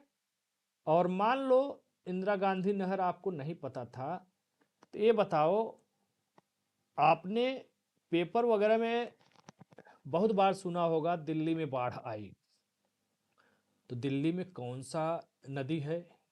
यमुना है कि नर्मदा है? अरे नर्मदा गुजरात में है यार। और यमुना नदी केवल दिल्ली दिल्ली में तो है नहीं, वो हरियाणा में भी विस्तार हुआ है। और पेपर में पढ़े होंगे, हरियाणा ने पानी छोड़ा, दिल्ली के निचले इलाकों में इलाके हुए जलमग्न या बाढ़ आई। गुड़गांव कहाँ है जी? ये है हरियाणा में। इस आधार पे 2 अगर कर लेते तो 2 से थोड़ा कंफ्यूज हो जाता, क्योंकि सी में 2 दिया था, है ना। लेकिन अगर ये नहीं पता रहता बाय द वे, तो 50-50 का गेम कर सकते थे। ऊपर नहीं भी पता चलता तो कोई बात नहीं, यहाँ तो वैसे तो उत्तर एक ही से आ जा रहा है, बहुत ही आसान है। गुड़गांव में भी आप दिमाग लगा सकते थे, एकदम कन्फर्म हो जाता। नहीं तो कुछ कन्फर्म नहीं करना था, आराम से आप कर सकते थे। यहाँ भी इंदिरा गांधी नहर, सतलज, ब्यास, सब चीज़ें दिया रहा है, हर जगह दिया है, बहुत बार आपको मिल जाएगा, है ना। ऊपरी गंगा नहर, निचली गंगा नहर तो पढ़ा, लेकिन वो तो कुछ और दे रहा था, दुआब वाब करके क्या दे दिया है, कोई बात नहीं। चलो इसको तैयार करे रखना, आगे आ जाएगा काम। इंदिरा गांधी नहर के बारे में लीजिए भैया, सेम वही प्रश्न है। इंदिरा गांधी नहर जल कहाँ से प्राप्त करती है? 1 3 4। 1 3 4 मतलब चिनाब को हटा दो, ब्यास, रावी, सतलज, यही तो था आपके विकल्प में, इंदिरा गांधी नहर, है ना, विस्तार से पढ़ लिया, यहाँ पे व्याख्या वगैरह में सब जगह दिया है, हर जगह दिया हुआ है। प्रश्न नंबर 11, पौधशाला, क्रायोफाइट, स्टेपी, विश्व के पुष्पी क्षेत्र, पुष्पजता, घास मैदान। मैं सच्चाई बताऊं कि ये प्रश्न मुझे भी नहीं आता है, लेकिन मुझे दो विकल्प आता है। एक विकल्प 100% आता है और एक विकल्प 90% आता है। स्टेपी, वो भी क्रायोफाइट नहीं, केवल स्टेपी। स्टेपी को स्टेपीज भी कहते हैं, टुंड्रा भी हिंदी में कहते हैं। मुझे इतना पता है कि आर्कटिक क्षेत्र में एशिया से लेकर के उधर कनाडा वगैरह पूरा क्षेत्र में फैला है। बार बार मैंने पढ़ा है, बार बार पढ़ा है, स्टेपी स्टेपीज। इन सब क्षेत्रों का आर्कटिक क्षेत्र में विस्तार है। आर्कटिक में रूस, यूरोप और उधर उत्तरी अमेरिका, कनाडा वगैरह सब आते हैं। इन सब क्षेत्रों में स्टेपी, टुंड्रा या स्टेपीज पाए जाते हैं। मैंने चेक किया बी का 4, तो यहाँ पे मिला 2 जगह विकल्प, हो गया कंफ्यूज में। अब क्या करूं? तो मैंने पुष्पजता, इसका थोड़ा सा नाम और चेंज भी दिख सकता है। पुष्पजता की जगह पैस्टजा दिख सकता है, पैस्टजा दिख सकता है। ठीक है, थोड़ा थोड़ा नाम है, नाम कठिन है, पढ़ने की कोशिश करिए। पुष्पजता और थोड़ा सा नाम चेंज हो जाएगा। ये है हंगरी, ये मुझे पता था। अब मैं देखता हूँ कि बी का तो 4 हो गया, डी का है, डी का 1 है। लो भैया, 4 1 में तो 2 है, मैंने काट दिया, स्पष्ट रूप से मेरा डी उत्तर हो गया। और बाकी बीच के 2 नहीं पता है। आइए देखते हैं कैसे। चलिए प्रूफ दिखाते हैं। 100% चीजें नहीं मिलती हैं, ऐसे ही होता है। स्टेपी, स्टेपी क्या है? शीतोष्ण घास का मैदान है, पहली बात तो अच्छे से जान लीजिए। ठीक है, और स्टेपीज कहाँ कहाँ इसका विस्तार है? यूरेशिया, पूर्वी यूरोप, मध्य एशिया में पाया जाना शीतोष्ण कटिबंधीय घास का मैदान स्टेपीज है। और बाकी जो घास है सब पढ़ लीजिएगा, आगे हो सकता है दूसरा पूछ दे। स्टेपीज कहाँ है? यहाँ पे आप देखेंगे तो स्टेपीज को कह रहा है रूस में, बिल्कुल रूस के उत्तर क्षेत्र में पाया जाता है। मैंने बोला आर्कटिक क्षेत्र में, कहीं यूरेशिया मिल जाएगा आपको। यहाँ देखिए कह रहा है स्टेपीज रूस में है, क्योंकि रूस उधर है। और आइए, और पढ़ते पढ़ते कभी कभी थोड़ा थोड़ा सा ध्यान दे दिया करिए कि यहाँ सब भी मैप वगैरह भी ध्यान दे दिया करिए, तो आपको जो है सब चीज़ें पता चल जाएगा कि ये टुंड्रा, टुंड्रा, स्टेपी ये सब एक ही है। ठीक है, आइए दिखाते हैं। यहाँ देखिए स्टेपीज क्या कह रहा है, अब यूरोप कर दिया। यूरोप, यूरोप कर सकता है, आर्कटिक क्षेत्र कह सकता है, रूस कह सकता है, कनाडा कह सकता है, इसके लिए तैयार रहिए। और ये कैसे आता है? बार बार पढ़ने से, बार बार पढ़ने से हमें रटता चला जाता है कि कौन कहाँ है। ठीक है, यहाँ फिर लो आ गया स्टेपी, यूरोप ही कहेगा, है ना। यहाँ देखिए व्याख्या में भी दिया है, आ गया शीतोष्ण घास के मैदान में यूरेशिया में कौन सा घास पाया जाता है? स्टेपीज पाया जाता है। डाउन्स कहाँ पाया जाता है? दक्षिणी अफ्रीका। वेड्स कहाँ पाया जाता है? डाउन्स, वेल्स, प्रेरीज कहाँ कहाँ पाया जाता है? सब पढ़ते जाइए, बार बार बैठता चला जाएगा, है ना। आइए यहाँ पे देखिए पुस्टैज, देखिए पुस्टैज नाम चेंज हो गया ना, वहाँ के क्या दिया था? पुष्जास, पुष्जास दिया था ना, इसे पुष्जास को ही पुस्टैज भी कहते हैं। कैसे? हंगरी। आओ बी का 4 देखते हैं कि नहीं। ये देखो बी का 4 है, एक ही में है उत्तर सही। वही था ना पुस्टैज या पुष्जास, थोड़ा बहुत नाम का अंतर, जैसे एपेनाइन, एपीनाइन, एपेनाइन, एपेनाइन, थोड़ा चेंज कर करके नाम हो सकता है, तो उसके में बहुत परेशान होने की जरूरत नहीं। 2 उत्तर मिल गया, पुस्टैज हंगरी, स्टेपी का मिल गया। अब कह रहे होंगे सर स्टेपीज के आगे कुछ और लिखा था, मुझे तो वही चाहिए। ना ना ना, मुझे अलग नहीं चाहिए, वही चाहिए। ठीक है, ये शंकुधारी जो वन होते हैं इन्हें टैगा भी कहा जाता है, और टैगा को स्टेपीज। आइए दिखाते हैं टुंड्रा, ये देखो टुंड्रा आ गया। ये वनस्पतियां यूरोप, एशिया, उत्तरी अमेरिका, देख रहे हैं ना, यही स्टेपी, टुंड्रा स्टेपीज ध्रुवीय प्रदेशों में पाई जाती है, अधिक ठंडा वाला क्षेत्र है, यहाँ पे पाई जाती हैं। अब बात करते हैं कि विकल्प में जो दिया हुआ था, यहाँ देखिए यहाँ भी दिया है स्टेपी एशिया, ए लूसेंट का पेज है ये, है ना। और आप कह रहे हो नहीं हमको नाम चाहिए क्रायोफाइट, प्रश्न में लिखा था क्रायोफाइट स्टेपी, यही लिखा था क्रायोफाइट स्टेपी, यही लिखा था। ये देखो लिख रहा है ना, टुंड्रा एवं शीत प्रधान क्षेत्रों की वनस्पति है क्रायोफाइट स्टेपी। ठीक है, अच्छे से पढ़ सकते हैं यहाँ, टोपोफाइट हाइग्रोफाइट सब दुनिया भर का दिया हुआ है, पढ़ो तो जी। चलिए 12वां प्रश्न, भूमध्य सागरीय जलवायु के संदर्भ में निम्नलिखित कथनों पर विचार करिए। यह शीत ऋतु में वर्षा होती है, यहाँ पे शीतकालीन अयनांग के कारण वायु दाब पेटियां दक्षिण चली जाती हैं। भूमध्य सागरीय शीत ऋतु में होता है कि नहीं होता है, कोई डाउट है? नहीं पढ़े हो, गलती किए हो। शीतकाल में दक्षिण चली जाती हैं तो गर्मी में उत्तर में चली जाती होंगी, यही ना होगा जी। चलिए आइए हूबहू लाइन दिखाते हैं। बहुत देख के डर गए थे, बहुत कठिन है, सबने चिल्लाया, सबने चिल्लाया, डर गए, एकदम घबरा गए। अरे भैया एक बार अपना परीक्षण करो, डराने वाले जिंदगी में हर जगह मिलेंगे, डराएंगे, है ना। तो डरिए मत, अफवाहों में उड़ेंगे जिंदगी खत्म हो जाएगी। बोरी बोरी किताब खरीदवा देंगे, परेशान हो जाओगे।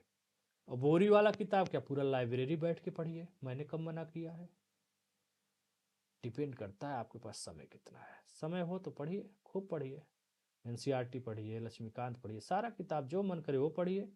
लेकिन सफलता भी लेनी है, जल्दी भी लेना है, और पढ़ना भी कम पड़े, तो मेरे जैसा कोई वेस्ट स्ट्रेटजी कभी ना आज तक आपको कोई बताया है न बताएगा। ठीक है, और जिसको बताना होता इतना ईमानदार होता, सही गाइड करता, तो आज से बहुत पहले, मैं तो 1 साल पहले आया हूँ ना, लोग तो यहाँ पे 10-10 साल पहले का बैठे हुए हैं, 10-10 मिलियन लोगों को लेकर के बैठे हुए हैं, अरबों खरबों रुपया कमा लिए, लेकिन उसके बावजूद पेट नहीं भरा, और बहकाना, बहलाना और शिक्षा को व्यवसाय बनाने से पीछे नहीं रहे हैं। तो आज मैं आया हूँ, लेट हुआ हूँ, यूट्यूब पे आप लोगों का इतना प्यार आता है कि मुझे खुद पछतावा होता है कि मैंने बहुत बड़ा गलती किया, मुझे आज से 2-4 साल पहले आ जाना चाहिए था। लेकिन क्या बताऊँ, हो गया गलती, कोई बात नहीं, गलती जैसे जीवन में सबसे होती है। अब आ गए हैं, आपको भटकने नहीं देंगे, इतना वादा है। चलिए, भूमध्य सागरीय जलवायु और सब विस्तार में जो जो चीज़ें हैं आप पढ़ते रहिएगा, मेरा फोकस है जो आपका पेपर पे पूछा जा रहा है उसका बात कर रहे हैं। एकदम स्पष्ट रूप से जान लीजिएगा, भूमध्य सागरीय जलवायु के क्षेत्रों में शीतकाल में वर्षा होती है। और एकदम हूबहू की बात करें तो आइए उसको भी बात करते हैं। यहाँ पे दिया हुआ है कि जो बारिश होती है, वर्षा होती है, यहाँ देखिए, जबकि ग्रीष्मकाल का औसत तापमान इतना रहता है, इस प्रदेश की औसत वार्षिक वर्षा 37 से 75 सेंटीमीटर के मध्य होती है, जिसका अधिकांश भाग शीतकाल में प्राप्त होता है। प्रायः ग्रीष्मकाल शुष्क रहता है। भूमध्य सागरीय जलवायु का आविर्भाव ऋतुवत स्थानांतरण के कारण होता है। ग्रीष्म काल में सूर्य उत्तरायण की स्थिति के कारण वायु दाब की सभी पेटियां उत्तर की ओर खिसकाव हो जाता है। लो क्लियर एकदम हो गया ना। ग्रीष्म काल में उत्तरायण होने के कारण उत्तर में हो जाती है। हमारे प्रश्न में दिया है कि शीतकाल में दक्षिण चली जाती है, बिल्कुल अपोजिट रहेगा। गर्मी में उत्तर चला जा रहा है तो शीतकाल में दक्षिण में हो जाएगा, कोई बड़ी बात नहीं है। ये देखो यहाँ भी आ गया, शीतकाल में जब सूर्य की दक्षिणायन स्थित होती है तो इन प्रदेशों में पछुआ पवनों का विस्तार हो जाता है, बिल्कुल सही बात है। ग्रीष्म ऋतु में व्यापारिक हवाएं चलती हैं, शीत ऋतु में पछुआ हवाएं चलती हैं। आइए और स्पष्ट करते हैं आगे चल करके। लो भैया, यहाँ पे प्रश्न आ गया, भूमध्य सागरीय जलवायु के क्षेत्रों में वर्षा शीत ऋतु में होती है, गर्मियों में शुष्क स्थलीय हवाओं के प्रभाव में रहते हैं। आइए वही प्रश्न लगभग है, समझने की कोशिश करिए। उत्तर है डी, ए और आर दोनों सही है, परंतु आर ए की सही व्याख्या नहीं करता। भूमध्य सागरीय जलवायु की प्रमुख विशेषता है यहाँ शीतकाल में वर्षा होती है। अब कैसे किताब कहेगा, जबकि ग्रीष्मकाल शुष्क यानी सूखा जी सूर्य के उत्तरायण एवं दक्षिणायन के कारण वायुदाब एवं पवन पेटियों के खिसकाव के कारण भूमध्यसागरीय जलवायु का विकास होता है। शुष्क व्यापारी पवन कब चलती हैं? गर्मी में। शीतकाल में क्या चलता है? पछुआ हवा चलता है, पछुआ पवन चलता है। ये पछुआ हवाएं शीतोष्ण चक्रवातों से संबंध होने के कारण वर्षा करती हैं। ठीक है, और क्या चाहिए? हुबहू दे दिया, सेम टू सेम दे दिया, पता चल गया ना। गर्मी में उत्तर और शीतकाल में दक्षिण, वही प्रश्न एकदम हुबहू सेम टू सेम मिल गया है।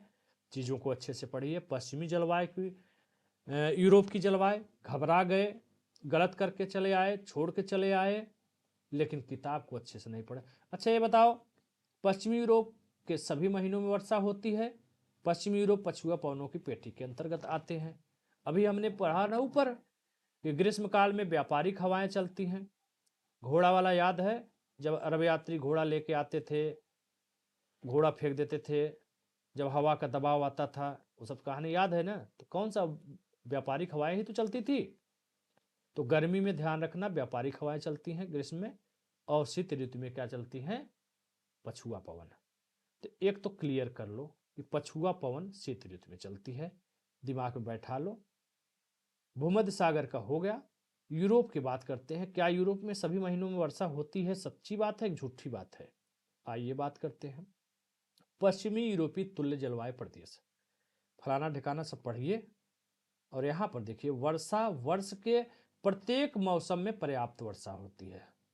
वर्षा वर्ष के प्रत्येक मौसम में मतलब हर महीने में जी।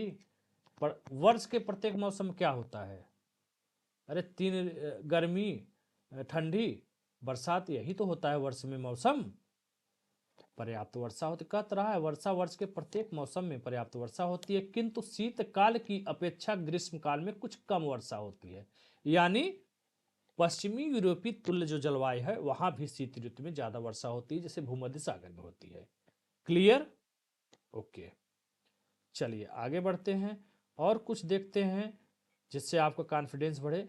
पश्चिमी यूरोप के बंदरगाह साल भर खुले रहते हैं। दक्षिण पश्चिम हवाएं साल भर उत्तर पश्चिमी यूरोप में बहती हैं। व्याख्या हमने पढ़ा, पता तो चलता है यहाँ से कुछ न कुछ चीज़ें नई मिलती हैं। यूरोप का विस्तार पछुआ पवन की पेटियों में है। लो भैया, क्लियर हो गया, पछुआ पवनों के अंदर में होती है। पछुआ पवन के कारण इन क्षेत्रों में अच्छी वर्षा होती है। क्या चाहिए? सब कुछ तो मिल गया, यही तो कह रहा था जी, यही तो प्रश्न आपसे भूमध्य सागर वाला तो हो ही गया। पश्चिमी यूरोप के सभी महीनों में वर्षा होती है, मिल गया उत्तर आपको। पश्चिमी यूरोप पछुआ पवनों की पेटी में आती है, दोनों मिल गया, लाइन हूबहू मिल गया। ध्यान दिया कि नहीं दिया?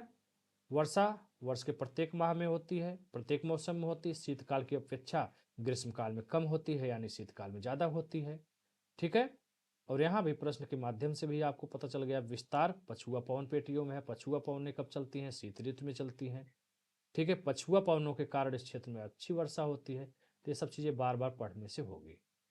14वां प्रश्न है, अंडमान तथा निकोबार द्वीप समूह, चाहे अंडमान निकोबार द्वीप समूह कहो, चाहे जो है अरब सागर के द्वीप की बात हो, या प्रशांत महासागर का हो, या फिर ऑस्ट्रेलिया के सागर की बात हो जो प्रशांत महासागर में स्थित है। प्रवाल जो विरंजन होता है उसका एकमात्र कारण होता है तापमान में, समुद्र के तापमान में वृद्धि होना। इससे प्रवालों की मृत्यु हो जाती है। ठीक है, वो किसी भी प्रदूषण तो जिम्मेदार है ही, लेकिन जब विकल्प ऐसे नहीं दिया है कि ए में ए सही है, बी सही है, या दो तीन विकल्प आपको चुनने का, तो एक विकल्प में सर्वोत्तम विकल्प का चयन हमको करना है। प्रदूषण में ही समाहित है ये तापमान। सबसे ज्यादा नुकसान होता है तापमान होता है। तो हिंद महासागर में तापमान या प्रशांत महासागर में तापमान बढ़ने से वहां के प्रवाल विरंजन हुआ। कैसे? आइए देखते हैं। पेज जब खोलोगे तो यहाँ पे प्रवाल भित्ति लिखा हुआ है, इसके बारे में आपको अच्छे से पढ़ना है। कहाँ कहाँ विस्तार होता है, सब चीज़ें दिया हुआ है, अच्छे से पढ़ लीजिए। उसके बाद हम जो हमारे प्रश्न का जो जवाब है वो यहाँ पर है कि जब सागरी तापमान में वृद्धि हो जाती है तो प्रवाल इन शैवाल को अपने शरीर से निष्कासित कर देते हैं, शैवालों के निकल जाने के कारण प्रवाल श्वेत रंग का हो जाता है। इसे प्रवाल विरंजन, कोरल ब्लीचिंग कहते हैं। क्या हो जाता है? तापमान में वृद्धि। बस तापमान में वृद्धि, प्रदूषण उसी में समाहित है। कई चीजें विकल्प बना के देगा, ए और बी सही है, बी और सी और डी सही है, इस प्रकार का होगा तो उसमें आपका प्रदूषण भी इंक्लूड हो जाएगा। जब हमारे पास विकल्प ही चार है, एक ही चुनना है, तो सबसे सर्वोत्तम विकल्प होगा तापमान में वृद्धि। ये सब चीजें कैसे आएंगी? बार बार पढ़ने और अभ्यास करने से। ठीक है, चलिए। देवप्रयाग बहुत ही फेवरेट है आयोग का ये उत्तर। हमें तो लगता है इसे रट लेना चाहिए, और रट ही गया होगा। नहीं रट गया होगा तो अच्छे से पढ़िए, रट जाएगा। कैसे? क्योंकि हर जगह मौजूद है। रुद्रप्रयाग में क्या है? मंदाकिनी, अलकनंदा। कर्णप्रयाग में क्या है? अलकनंदा, पिंडर, क्या क्या है? और लो भाई, देवप्रयाग कहाँ है? अलकनंदा भागीरथी संगम पे। रुद्रप्रयाग, अलकनंदा, मंदाकिनी। बार बार ये सब प्रश्न आते रहते हैं जी, बहुत बार आया हुआ है। ये तो हर जगह पढ़ोगे रट जाएगा। ठीक है, लो प्रश्न ही पूछ दिया। एक विकल्प छोड़ के, नहीं तो रुद्रप्रयाग, कर्णप्रयाग, देवप्रयाग आ गया। केवल नंदप्रयाग नहीं था ना, उसकी जगह उसमें में टिहरी दिया है कि क्या दिया है। ठीक है, तो तीनों विकल्प मिल गया। अब जब बार बार आप पढ़ते रहते हो तो ये सब चीजें तैयार होती रहती हैं। हर बार आया है। टिहरी कहाँ है? लो भैया, चौथा जो अलग था दे दिया। टिहरी कहाँ है? टिहरी भागीरथी भिलंगाना के संगम पे है। बात खत्म। चारों के चारों विकल्प मिल गया आराम से। सेंट में भी दिया है। अलकनंदा सहायक नदी पिंडर है जो कर्णप्रयाग में मिलती है। अलकनंदा, मंदाकिनी, रुद्रप्रयाग। गंगा नदी का नाम देवप्रयाग। देखो पूरा एकदम बढ़िया से दे दिया है। विष्णुप्रयाग, कर्णप्रयाग, रुद्रप्रयाग, देवप्रयाग, सब तो दे ही दिया है। एकदम बॉक्स बना के अच्छे से पढ़िए ना। पढ़ेंगे नहीं तो फिर मजा नहीं आएगा, पढ़ना पड़ेगा बार बार। टिहरी पनबजली कहाँ है? भागीरथी, विलंगाना, हर जगह दिया है। लुसेंट का पेज है। रामगंगा परियोजना, बहुत विस्तार से कुछ चीजें नहीं मिली हैं, लेकिन इसका आयोग उत्तर माना है बांध की लंबाई।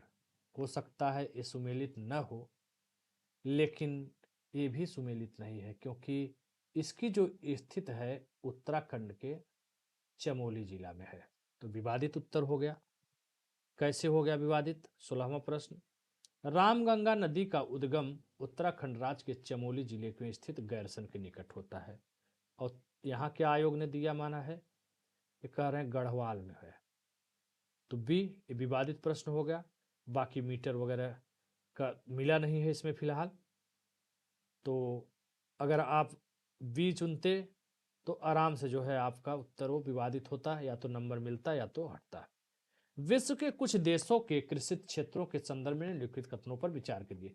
यूएसए, चीन और जापान की तुलना में भारत में कृषित कृषित भौगोलिक क्षेत्र अधिकतम है। ठीक है, उत्पादन की बात नहीं कर रहा है। कृषि मतलब कि खेत जो क्षेत्रफल है, वो कह रहा है कि चीन, यूएसए और जापान की तुलना में भारत में अधिक है। दूसरा कह रहा है उष्ण मानसूनी जलवायु प्रदेश में स्थित होने के कारण भारत में वर्ष भर विविधीकृत फसलोत्पादन होता है। इसमें क्या कोई बच्चों वाला विकल्प में कोई है? शक है? कोई डाउट है? गांव में जिंदगी में गए नहीं हो कभी? देखे नहीं है कि उष्ण मानसूनी जलवायु होने के कारण जो है, या हमेशा खेतों में कुछ न कुछ पैदावार होता रहता है, वर्ष भर बोया नहीं जाता है, धान बोया जाता है, गेहूं हो, मटर, चना, अरहर, खेत कभी खाली रहता है कि साल भर में एक बार किसान खेती करके जाके मौज से सोता है, जैसे आप अभी सो रहे रजाई में? किसान बेचारा दिन भर खटता रहता है। तो इसमें तो कोई डाउट ही नहीं करना चाहिए।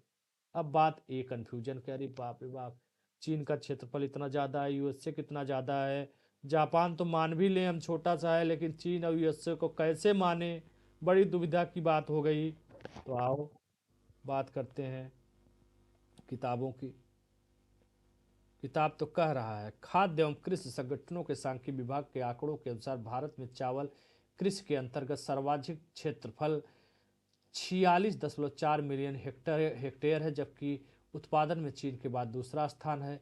चीन में चावल कृषि के अंतर्गत क्षेत्रफल 7 है। कितना ज़्यादा अंतर चावल में है, केवल देख लो। कहाँ 46.4 मिलियन हेक्टेयर भारत में क्षेत्र है और कहाँ चीन में 29.7 मिलियन हेक्टेयर है। उत्पादन पे पहले है, उसको छोड़िए। यहाँ कह रहा है कि क्षेत्र है ज़्यादा कि नहीं है। बस हमको और ज़्यादा मतलब नहीं भैया इतिहास भूगोल से। निम्नलिखित में किसमें चावल कृषि के अंतर्गत सर्वाधिक क्षेत्र है? चीन भी दिया है, जापान भी दिया है। उत्तर क्या आ रहा है? भारत है। व्याख्या पढ़े हमने तो हमको पता चला कि भारत का क्षेत्रफल ए है, चीन का क्षेत्रफल ए है। बस काम खत्म हो गया। चलिए, चीन की तुलना में भारत के पास अधिक कृषि योग्य क्षेत्र है। चीन की तुलना में सिंचित क्षेत्र वगैरह वगैरह ये सब चीजें जो मिल रहा है, मिल ही रहा है। लेकिन उत्तर हमने पढ़ा तो लगा कि हाँ भाई, बी उत्तर कह रहा है। बी उत्तर में मतलब कि जो केवल इसमें दो, यहाँ प्रश्न का भाषा समझना, उपयुक्त में कितने कथन सही हैं। मतलब एक तो आईएएस ने बदला है, दूसरा ये नहीं पूछ रहा है, एलिमिनेट करने के चांस ही खत्म कर दिया।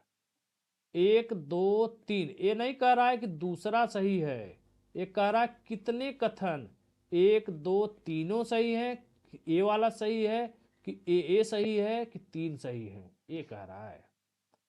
ठीक है, कह रहा है कथन कितने सही हैं। केवल एक सही कथन है, एक है, या 2 कथन है, या 3 कथन सही है। तो उत्तर आ रहा है केवल 2 कथन सही है। व्याख्या में हमने पढ़ा तो यहां भी हमको पता चला कि विश्व में सबसे अधिक आबादी वाले देश चीन एवं भारत में कृषि योग्य भूमि सीमित है। चीन के पास 120 मिलियन हेक्टेयर और भारत के पास लगभग 156 मिलियन हेक्टेयर कृषि योग्य भूमि है। क्या चाहिए? क्या चाहिए? सिंचाई योग्य की बात करें तो ये प्रश्न हमारा नहीं है। फिर भी ध्यान रखिएगा, सिंचाई योग्य, चीन की सिंचाई योग्य 41% है, वहीं भारत में जो है कितना है? 49 था।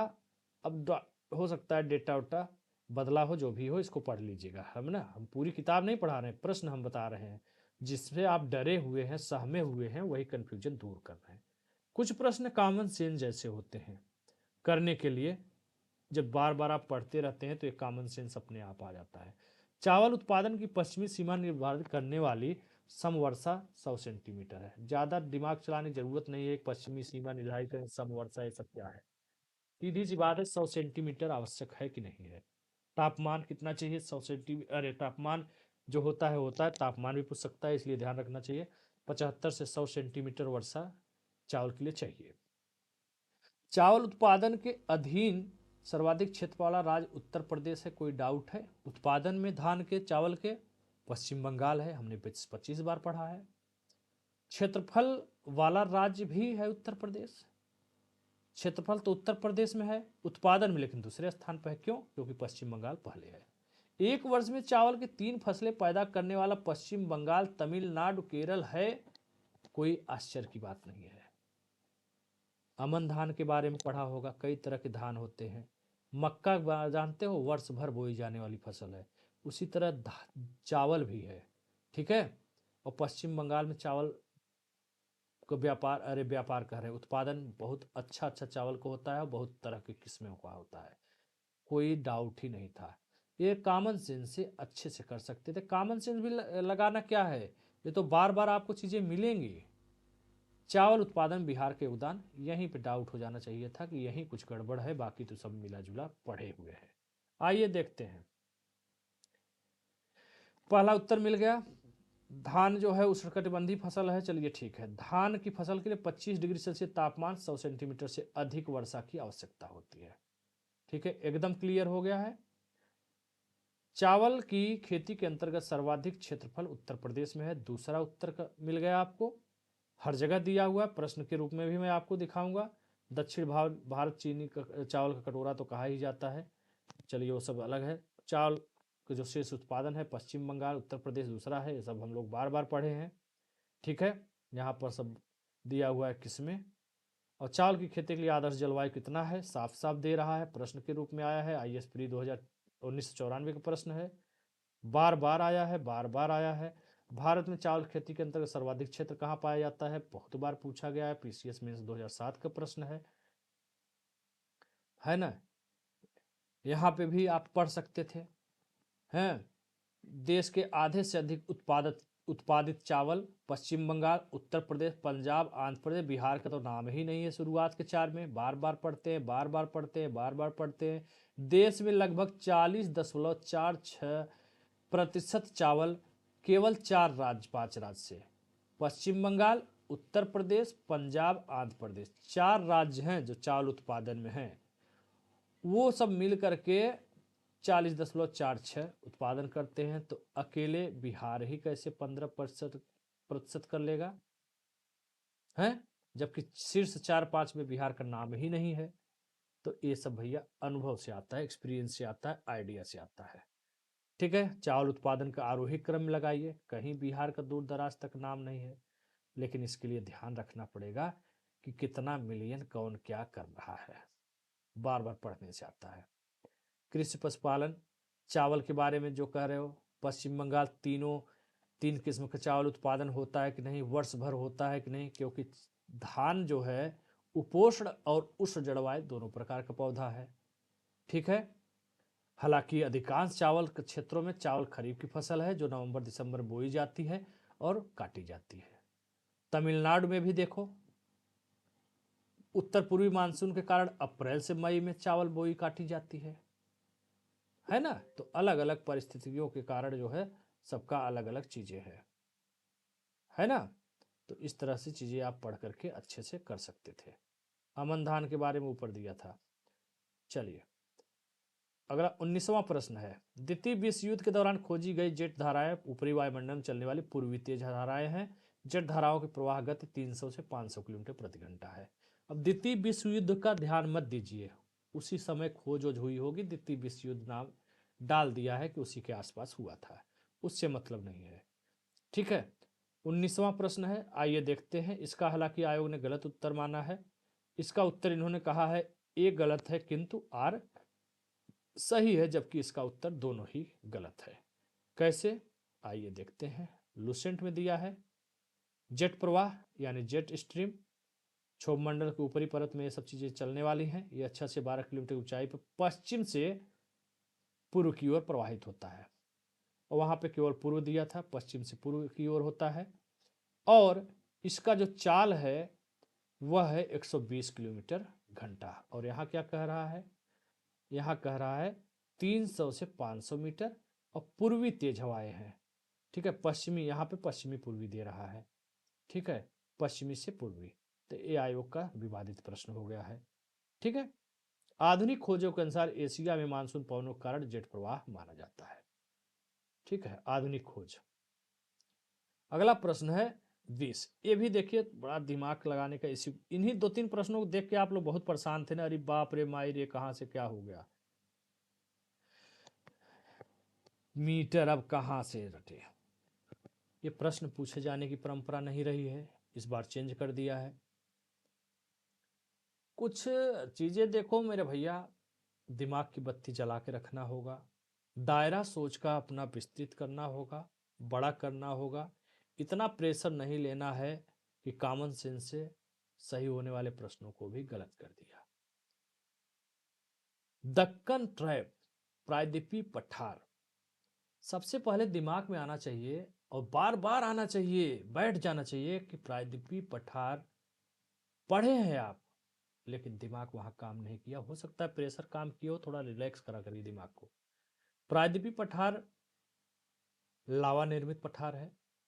लावा कहाँ से निकलता है, ज्वालामुखी से। जो ज्वालामुखी के अंदर तरल रूप में मैग्मा होता है, मैग्मा जब बाहर निकलता है उद्गार से तो वह लावा कहलाता है, और वही लावा जब ठंडा हो जाता है तो ऐसे चट्टानों का निर्माण होता है, उसे आग्नेय शैल भी कहते हैं।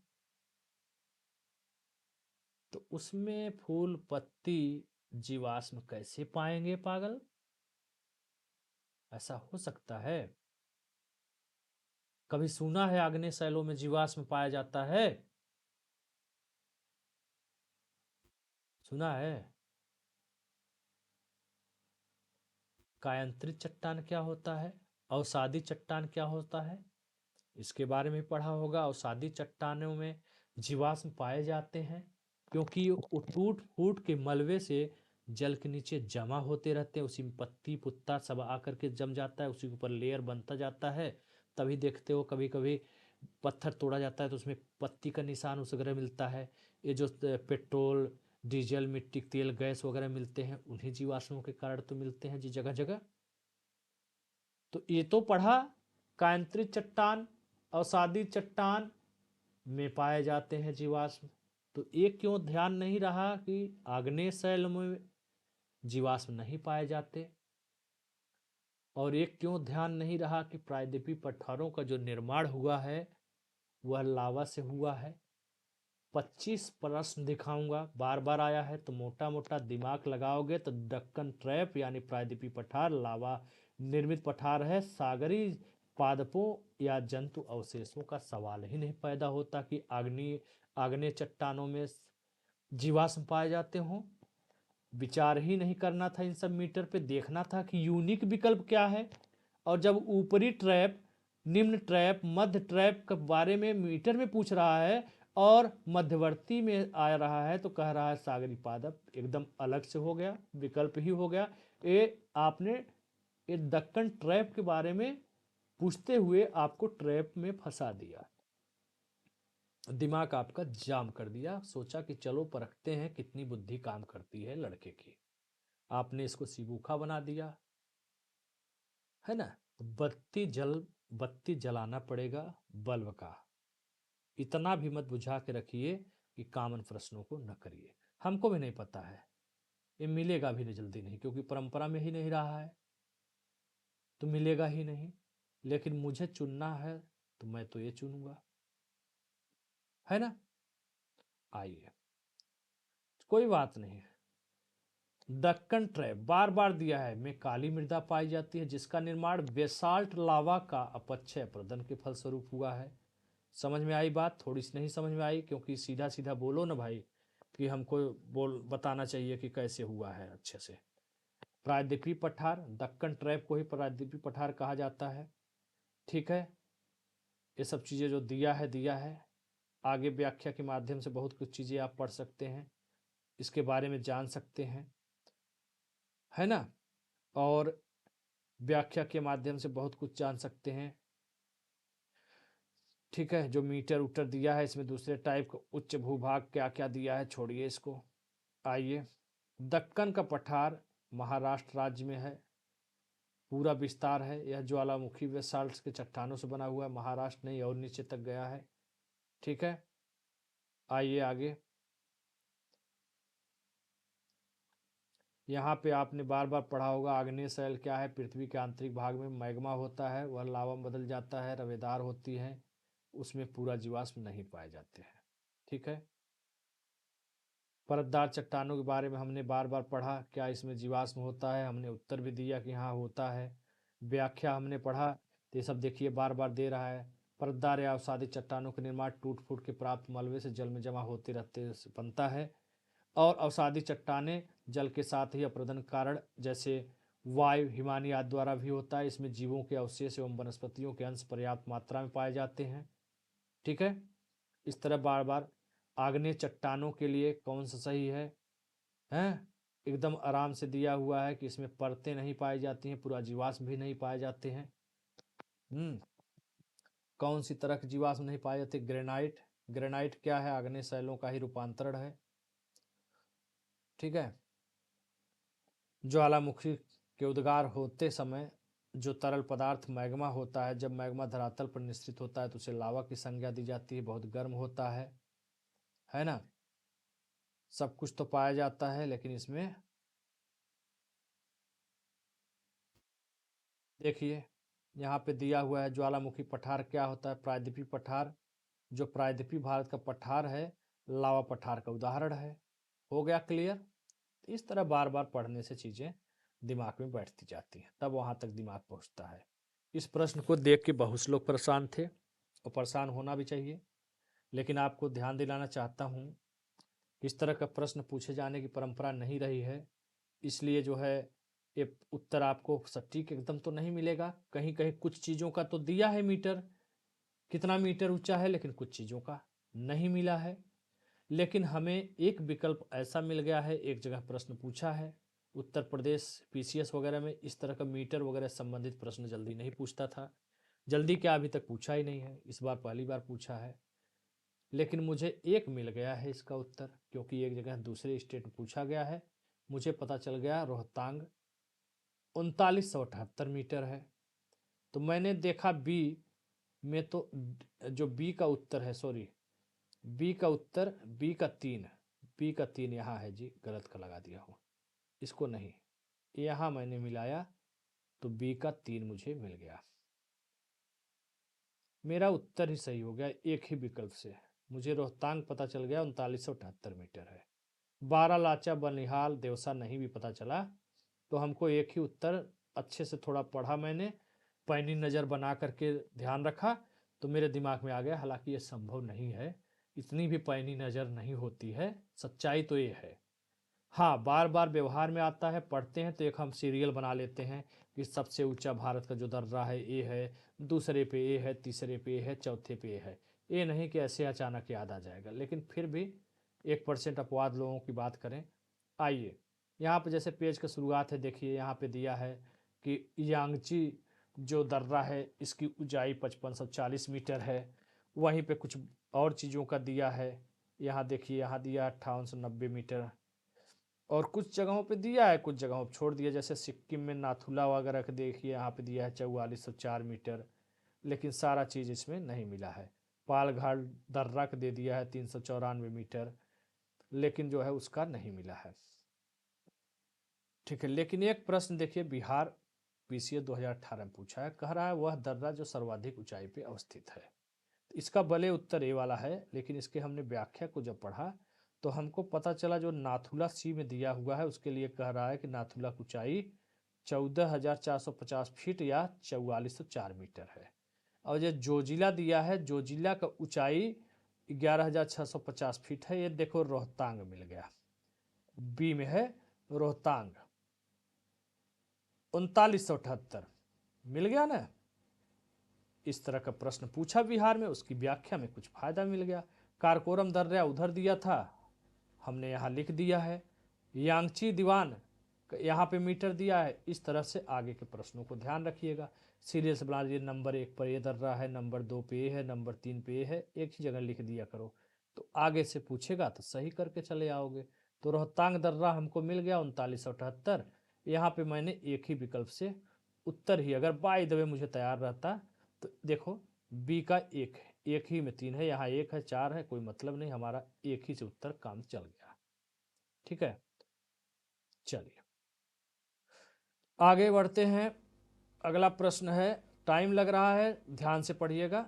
ये सब चीज़ें ऐसा है, मेरे पास कोई यंत्र नहीं है कि मैं 15 मिनट में बना करके बता दूं, माफ़ करना भैया। कोई चीज़ बताता हूँ तो अच्छे से बताता हूँ, नहीं बताऊँगा तो नहीं बताऊँगा।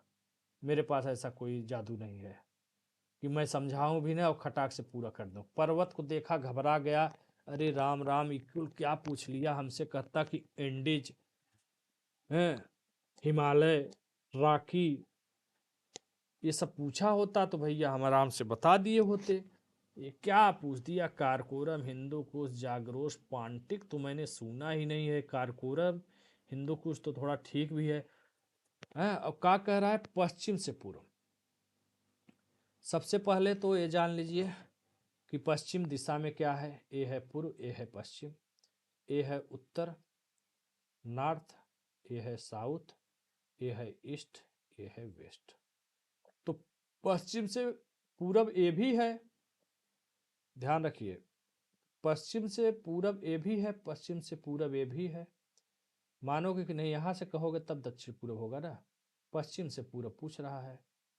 भारत कहाँ है, भारत साउथ ईस्ट, दक्षिण पूर्वी एशिया में भारत है। इसमें कोई डाउट है नहीं, डाउट होना चाहिए।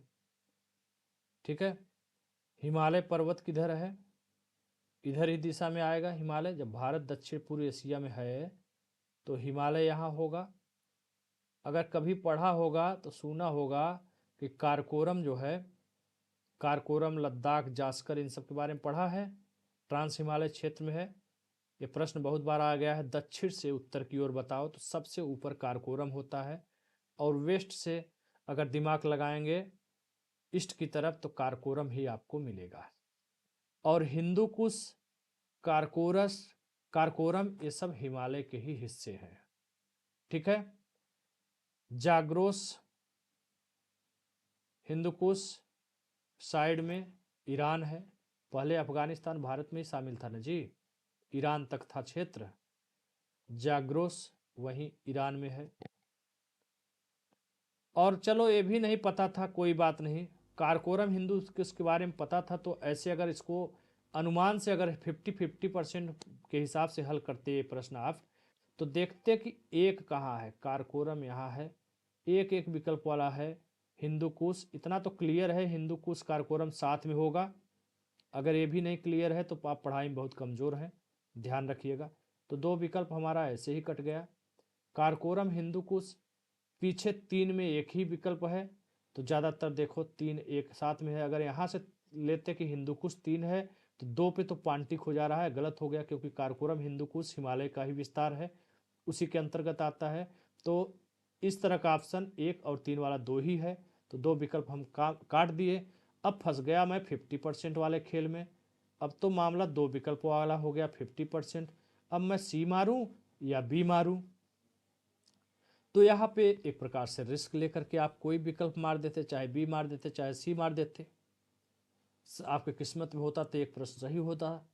लेकिन अगर थोड़ा सा ध्यानपूर्वक आप पढ़े होते तो आपको लगता कि अरे यार जाग्रोस तो ईरान अफगानिस्तान के बगल में है, अफगानिस्तान के बगल में है, तो भाई ईरान जो है हिंदुकुश कारकोरम अफगानिस्तान सटा हुआ है, ईरान यही बगल में है, यहाँ पे हो सकता है।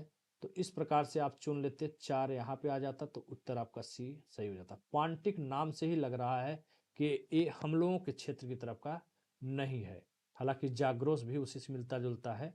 ये तो आप कह रहे होंगे कि हमने पढ़ लिया है तो ऐसे बता रहे हैं, लेकिन नहीं पढ़ा हूँ तो कुछ लॉजिक है उसके पीछे, आइए बताते हैं।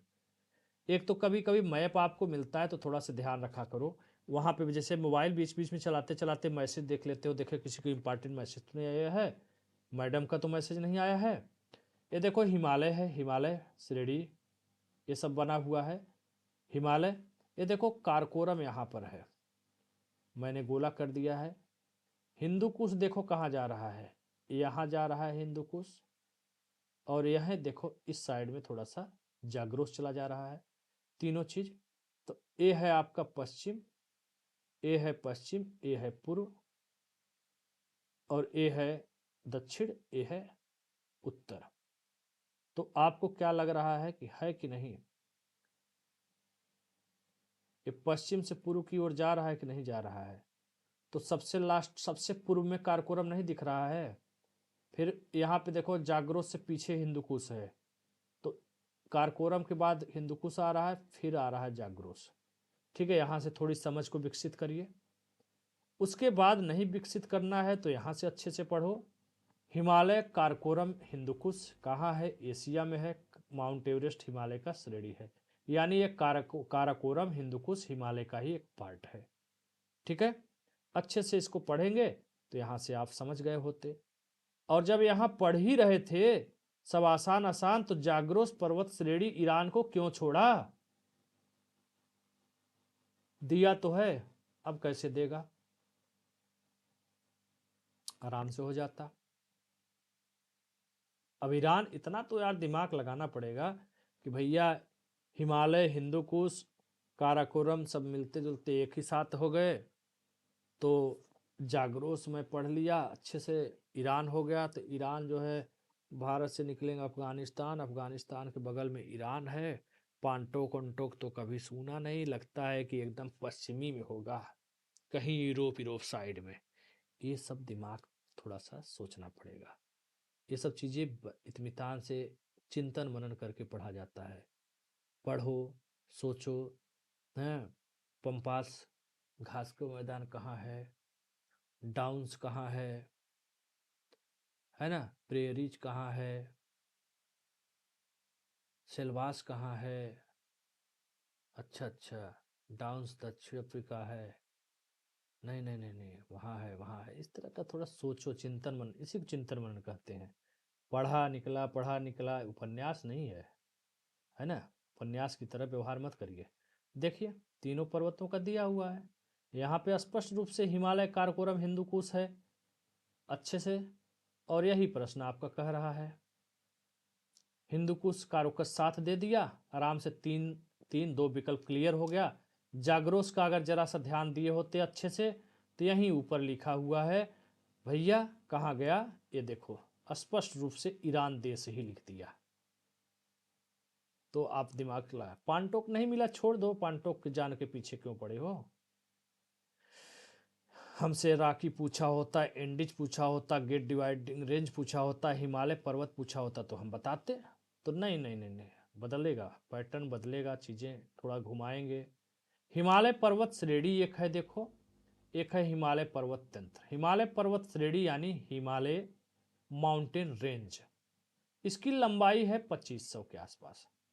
और हिमालय पर्वत तंत्र जो कि हिमालय माउंटेन सिस्टम कहा जाएगा, ये इस पर्वत श्रेणी से 1400 किलोमीटर ज़्यादा है। जब आप हिमालय तंत्र की बात करेंगे, हिमालय माउंटेन सिस्टम, तब जो है ये रेंज से 1400 किलोमीटर अधिक होकर के हो जाएगा 3900।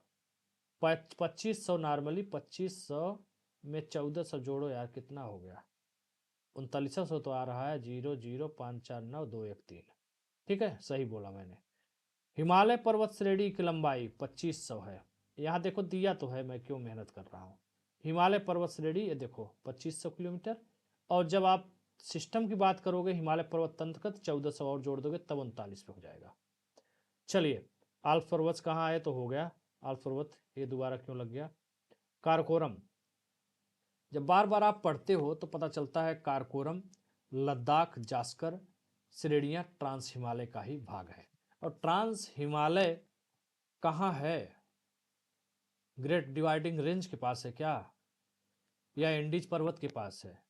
ट्रांस हिमालय जो आपका हिमालय पर्वत है उसके सबसे ऊपर बैठा हुआ है। ठीक है, तो बार बार जब पढ़ते हो तो आपकी चीजें तैयार होती जाती हैं, बार बार इस तरह की चीजें आती जाती हैं, पढ़ते रहिए ना, अच्छे से पढ़िए। यहाँ भी कारकोरम लद्दाख जास्कर पीर पंजाल जैसी पर्वत श्रेणियाँ पाई जाती, कहाँ से कौन कहाँ है दे तो रहा है बार बार। जास्कर कहाँ है, धौलाधर कहाँ है, लद्दाख कहाँ है, कारकोरम कहाँ है, कह दिया कि दक्षिण से उत्तर सीरियल लगाओ। तो ऐसे पढ़ते पढ़ते पढ़ते पढ़ते बार बार आपके दिमाग में बैठ जाती हैं। कारकोरम कहाँ है, सबसे ऊपर है। कैसे है आइए दिखाते हैं, ये देखो दिया हुआ है। ठीक है, उत्तर से दक्षिण में धौलाधर है, फिर जास्कर है, लद्दाख है, फिर कारकोरम कहाँ है, सबसे ऊपर उत्तर में है। ठीक है, यहाँ भी ये प्रश्न इस तरह से आया है, उत्तर दिशा के क्रम वाली पर्वत श्रेणी कौन है, कहाँ गया बी, पहले जो है कौन सा है, पीर पंजाल है, फिर जास्कर है, लद्दाख है, कारकोरम देखो हमेशा लास्ट में आ गया, यानी सबसे ऊपर है, यहाँ पे दिया हुआ है। ठीक है, बार बार पूछा गया है, हर जगह पूछा गया है, तो ये जब बार बार पढ़ते रहते हैं तैयार हो जाता है। नदी वाला प्रश्न, मेकांग नदी, यहाँ भी थोड़ा सा कॉमन सेंस का यूज कर सकते हैं, हालांकि दिशा वगैरह मिला नहीं है, लेकिन मेकांग नदी कहाँ कहाँ फैला हुआ है, म्यांमार, लाओस, कंबोडिया, वियतनाम,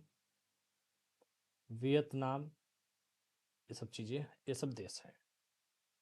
तो दक्षिण और पश्चिम, ये है साउथ, ये है नॉर्थ, ये है वेस्ट, ये है ईस्ट। हमको बताओ कि ये सब देश क्या हैं। भारत दक्षिण एशिया में, दक्षिण पूर्वी एशिया में है, तो लाओस, कंबोडिया, वियतनाम, म्यांमार दक्षिण पूर्वी एशियाई देश हैं कि नहीं है। हम लोग हमेशा पढ़ते आए हैं, दक्षिण पूर्वी एशिया के साथ व्यापार भी प्राचीन समय से ही होता आ रहा है, हमेशा सुनते हैं दक्षिण एशियाई देश के बारे में, थाईलैंड, लाओस, कंबोडिया, दक्षिण पूर्वी एशियाई देश ही तो है सब। तो मेकांग नदी इन देशों से होकर बहता है। अगर आपने नहीं पढ़ा है तब तो चलो कोई गलती नहीं, आपकी गलती नहीं है। लेकिन यदि आपने पढ़ा है, ध्यान नहीं दिया है, तब आपकी गलती है। तो दिशा ये दक्षिण से पश्चिम कैसे हो सकता है? ठीक है, इस तरह से कुछ आइडिया लगाए जा सकते थे। हालांकि हर प्रश्न में आइडिया नहीं लगता है, तो कोई बात नहीं भाई, 85% प्रश्न दे रहे हैं ना, चलो 80% करके आओ, कोई बात नहीं। हर सब में दिमाग मत लड़ाओ।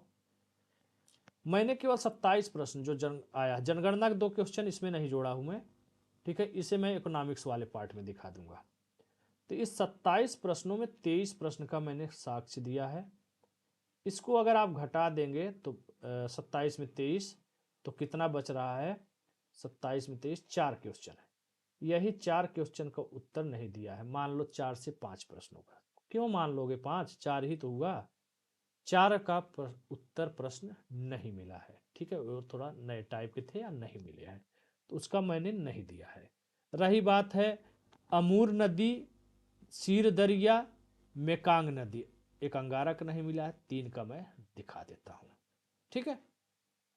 तो 85% से अधिक का साक्ष्य दे दिया। क्या चाहिए भाई? 27 में 23 यार, मजाक बात है हैं? मेकांग नदी आ गया सामने आपके। मेकांग नदी 4909 किलोमीटर तिब्बत के पठार से उद्गमित होती है, और उद्गमित होती है तिब्बत के पठार से, तो दक्षिण से कहाँ पश्चिम बहेगी जी? इतना दिमाग तो चलाना होगा।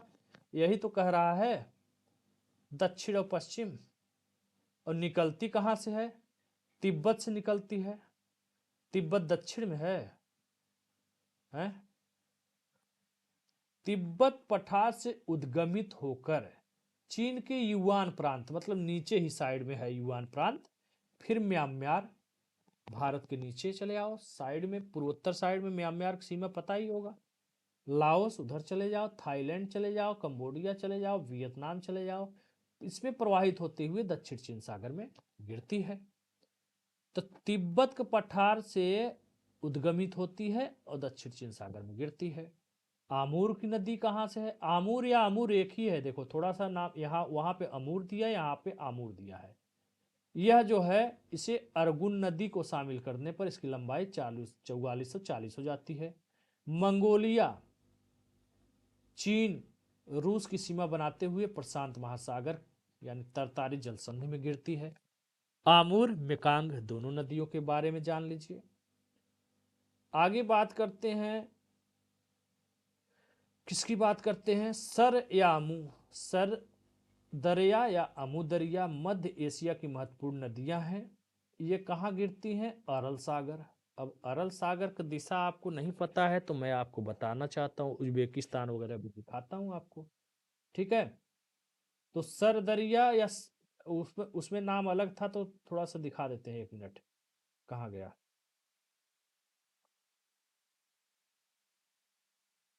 एक सेकंड रुकिएगा, वीडियो लंबी थोड़ी हो गई है, कोई बात नहीं। अच्छे तरीके से समझ तो गए आप लोग, लंबा हो गया तो क्या करूं। देखो यहाँ पे अमू दरिया भी बोलते हैं, अमू और सिर, कहाँ चला गया भाई? हाँ, देखिए, ये सिर दरिया या सर दरिया, सर या सिर एक ही है। इसी तरह अमू या अमी एक ही है। और ये अमूर या आमूर, जरा जरा थोड़ा बहुत परिवर्तन होगा तो उसमें परेशान मत हुआ करिए, वो मिलते जुलते होते हैं। आमूर हो गया, ठीक है। यहाँ देखिए, सिर सिर की जगह सर दे दिया है। सर दरिया, सर दरिया, अमूर दरिया कहाँ गिरती हैं? अरब सागर में। अरब सागर कहाँ है? थोड़ा सा मैप वगैरह देख लिया करिए पढ़ते पढ़ते, ठीक है। ये सब दी रहती है, मेकांग नदी कहाँ पर है, ठीक है, आमूर नदी कहाँ पर है, ये सब थोड़ा बहुत देख लिया करिए, ठीक है, समय निकाल करके। चलिए आगे बढ़ते हैं। यहाँ भी देखिए, मेकांग नदी को दिया है, लाओस, थाईलैंड, म्यांमार, इन सब एरिया में बहती है। अमू दरिया उज्बेकिस्तान, अफगानिस्तान, ये सब दिया हुआ है अमू। लेकिन वहाँ पे क्या पूछा है? सर और अमी नदियाँ कहाँ गिरती हैं? अरल सागर में गिरती हैं, ठीक है। अरब सागर कहाँ है? सर और आमू दरिया मध्य एशिया की महत्वपूर्ण नदियां हैं। ये मध्य एशिया से अलग अलग पर्वतों से निकलकर अरब सागर में गिरती हैं। ठीक है, इस प्रकार से आप देख सकते हैं। यहाँ देखिए आमूर दिया हुआ है। आमूर नदी कहाँ गिरती है उसका भी उत्तर दिया होगा। आपने अच्छे से पढ़ा नहीं है तो पढ़िए। आमूर नदी रूस, चीन, मंगोलिया होते हुए प्रशांत महासागर में गिरती है। ठीक है, इस प्रकार बहुत कुछ दिया हुआ है। मेकांग नदी के बारे में कह रहा है किसमें नहीं बहती है, तो मलेशिया नहीं बहती और जगह बहती है। ठीक है, मेकांग नदी बार बार पूछा है प्रश्नों को, तो थोड़ा देश ध्यान में रहता तब आप कभी नहीं कहते कि दक्षिण से पश्चिम। मेकांग नदी का उद्गम तिब्बत से होता है। इसका डेल्टा कंबोडिया में है। देखते हैं कहाँ है डेल्टा। डेल्टा मतलब जहाँ पर निकलती है नदी, मतलब समाप्त होती है, गिरती गिरती है समुद्र में। मेकांग नदी का जो डेल्टा है वह दक्षिण पश्चिम वियतनाम में स्थित है। दक्षिण और पश्चिम में, जहाँ मेकांग नदी दक्षिण चीन सागर में पहुंचती है। ये इंड वाला है, दक्षिण पश्चिम ध्यान रख रहे हो ना। उत्तर में दक्षिण पश्चिम दे रहा है, लेकिन दक्षिण पश्चिम जो है दक्षिण चीन सागर के पास जहाँ डेल्टा बनाती है वो वियतनाम देश में, वहां पर उसका दिशा दक्षिण पश्चिम होगा, न कि उद्गमित होने का। ठीक है, तो इस तरह से थोड़ा बारीकी से ध्यान देते हुए आप लोग पढ़ाई करेंगे तो बहुत ही अच्छे तरीके से आप लोग कर सकते हैं, है ना। अरल सागर खारे पानी की झील है। इनडायरेक्टली हमको पता चल गया कजाकिस्तान और उज्बेकिस्तान की सीमा पे स्थित है। ठीक है, जहां पे कौन सी दरिया पढ़ा अभी, सर दरिया, अम दरिया या सरी दरिया, अम दरिया, है ना। तो इस प्रकार से आप लोग देख सकते हैं कि हमने आपको लगभग 85% प्रश्नों का साक्ष्य दिया है, उस चीज का दिया है जिस बारे में आप सबसे ज्यादा परेशान थे, जिन प्रश्नों को लेकर के आप सबसे ज्यादा परेशान थे। हुआ कुछ नहीं है, बस प्रश्न पूछने का तरीका चेंज कर दिया आयोग ने। बाकी आप देख सकते हैं, मैं कह रहा हूं 85 नहीं आप 80 भी मान रहे हो तो क्या फर्क पड़ जाता है। हम कह रहे हैं 23 नहीं आप 20 मान रहे हो, 23 को छोड़ दीजिए 20 ही मान लीजिए। अगर आप 20 प्रश्न भी मान रहे हो, मैं 3 घटा दूं तो भी तो 80% हो गया। मैं कह रहा हूं 23 की जगह 20 ही जोड़ लो। ठीक है, अब ये मत कहना कि नहीं इतना भी नहीं है। चलो 2-3 बहुत कठिन कठिन है, प्रेशर में दबाव के कारण आप नहीं समझ पाए, कोई बात नहीं, 23 मत मानो। 23 न मानो, मैं तो कह रहा हूं कि 23 की जगह आप भैया 20 ही मान लो, तो हो तो गया 80%। अब क्या चाहिए। 27 में 27 27 प्रश्नों में अगर 20 भी, 20 तो मैं मान नहीं रहा हूँ फिलहाल, मैं 23 आपके संतोष के लिए बोल रहा हूँ। मान लो 2-3 प्रश्न और कठिन स्तर का है, जैसे यही दरिया वाला साफ सुथरा नहीं है कि इतना टेक्निकल दिमाग लगा के, इतना गहरा दिमाग लगा के नहीं सोच पाए, दिमाग में होता है एग्जाम हॉल में नहीं सोच पाए, कोई बात नहीं है यार, मान लेते हैं कठिन है, घटा दो। हम तो कह रहे हैं 23 में 3 घटा दो, 20 मानो। और ये 85 की जगह जो है, 85 की जगह 80% मानो, तब भी बहुत है। जहां इस तरह से घुमावदार प्रश्न पूछे थे बहुत ज्यादा है 20 प्रश्न 27 में। तो कहने का मेरा तात्पर्य है भटकने की बिल्कुल आवश्यकता नहीं, अच्छे से पढ़िए, ध्यानपूर्वक पढ़िए, सब कुछ अच्छा हो जाएगा। बस उड़िए मत हवा में, बहकने में किसी को मत आइए, नहीं तो जीवन जो है आपका 2-4 साल ऐसे ही, जीवन का कीमती वक्त कब बीत जाएगा आपको पता भी नहीं चलेगा। ठीक है, और जो मेरा कर्तव्य है वो तो मैंने कर दिया है, बाकी आपकी मर्जी, जैसा मन करे वैसा करें। ठीक है, तो चलिए, बहुत लंबा वीडियो हो गया क्योंकि इसको समझाना बहुत ज़रूरी था, इसलिए लंबा हो गया। आप लोग ध्यान से सुनिएगा, पढ़िएगा अच्छे से। ठीक है, और सब अच्छा होगा। चलिए, शुभ रात्रि, और आप लोगों को ढेर सारी शुभकामनाएं आने वाली परीक्षा के लिए। और बैच वगैरह के लिए परेशान मत होइए, मैं बोला हूँ करूँगा तो करूँगा, बस कैलेंडर थोड़ा इंतजार कर लीजिए, 2-4 दिन में ये सब साक्षी दे देते हैं, उसके बाद प्रोग्राम बनाते हैं। ठीक है, चलिए, जय हिंद, जय भारत, नमस्कार।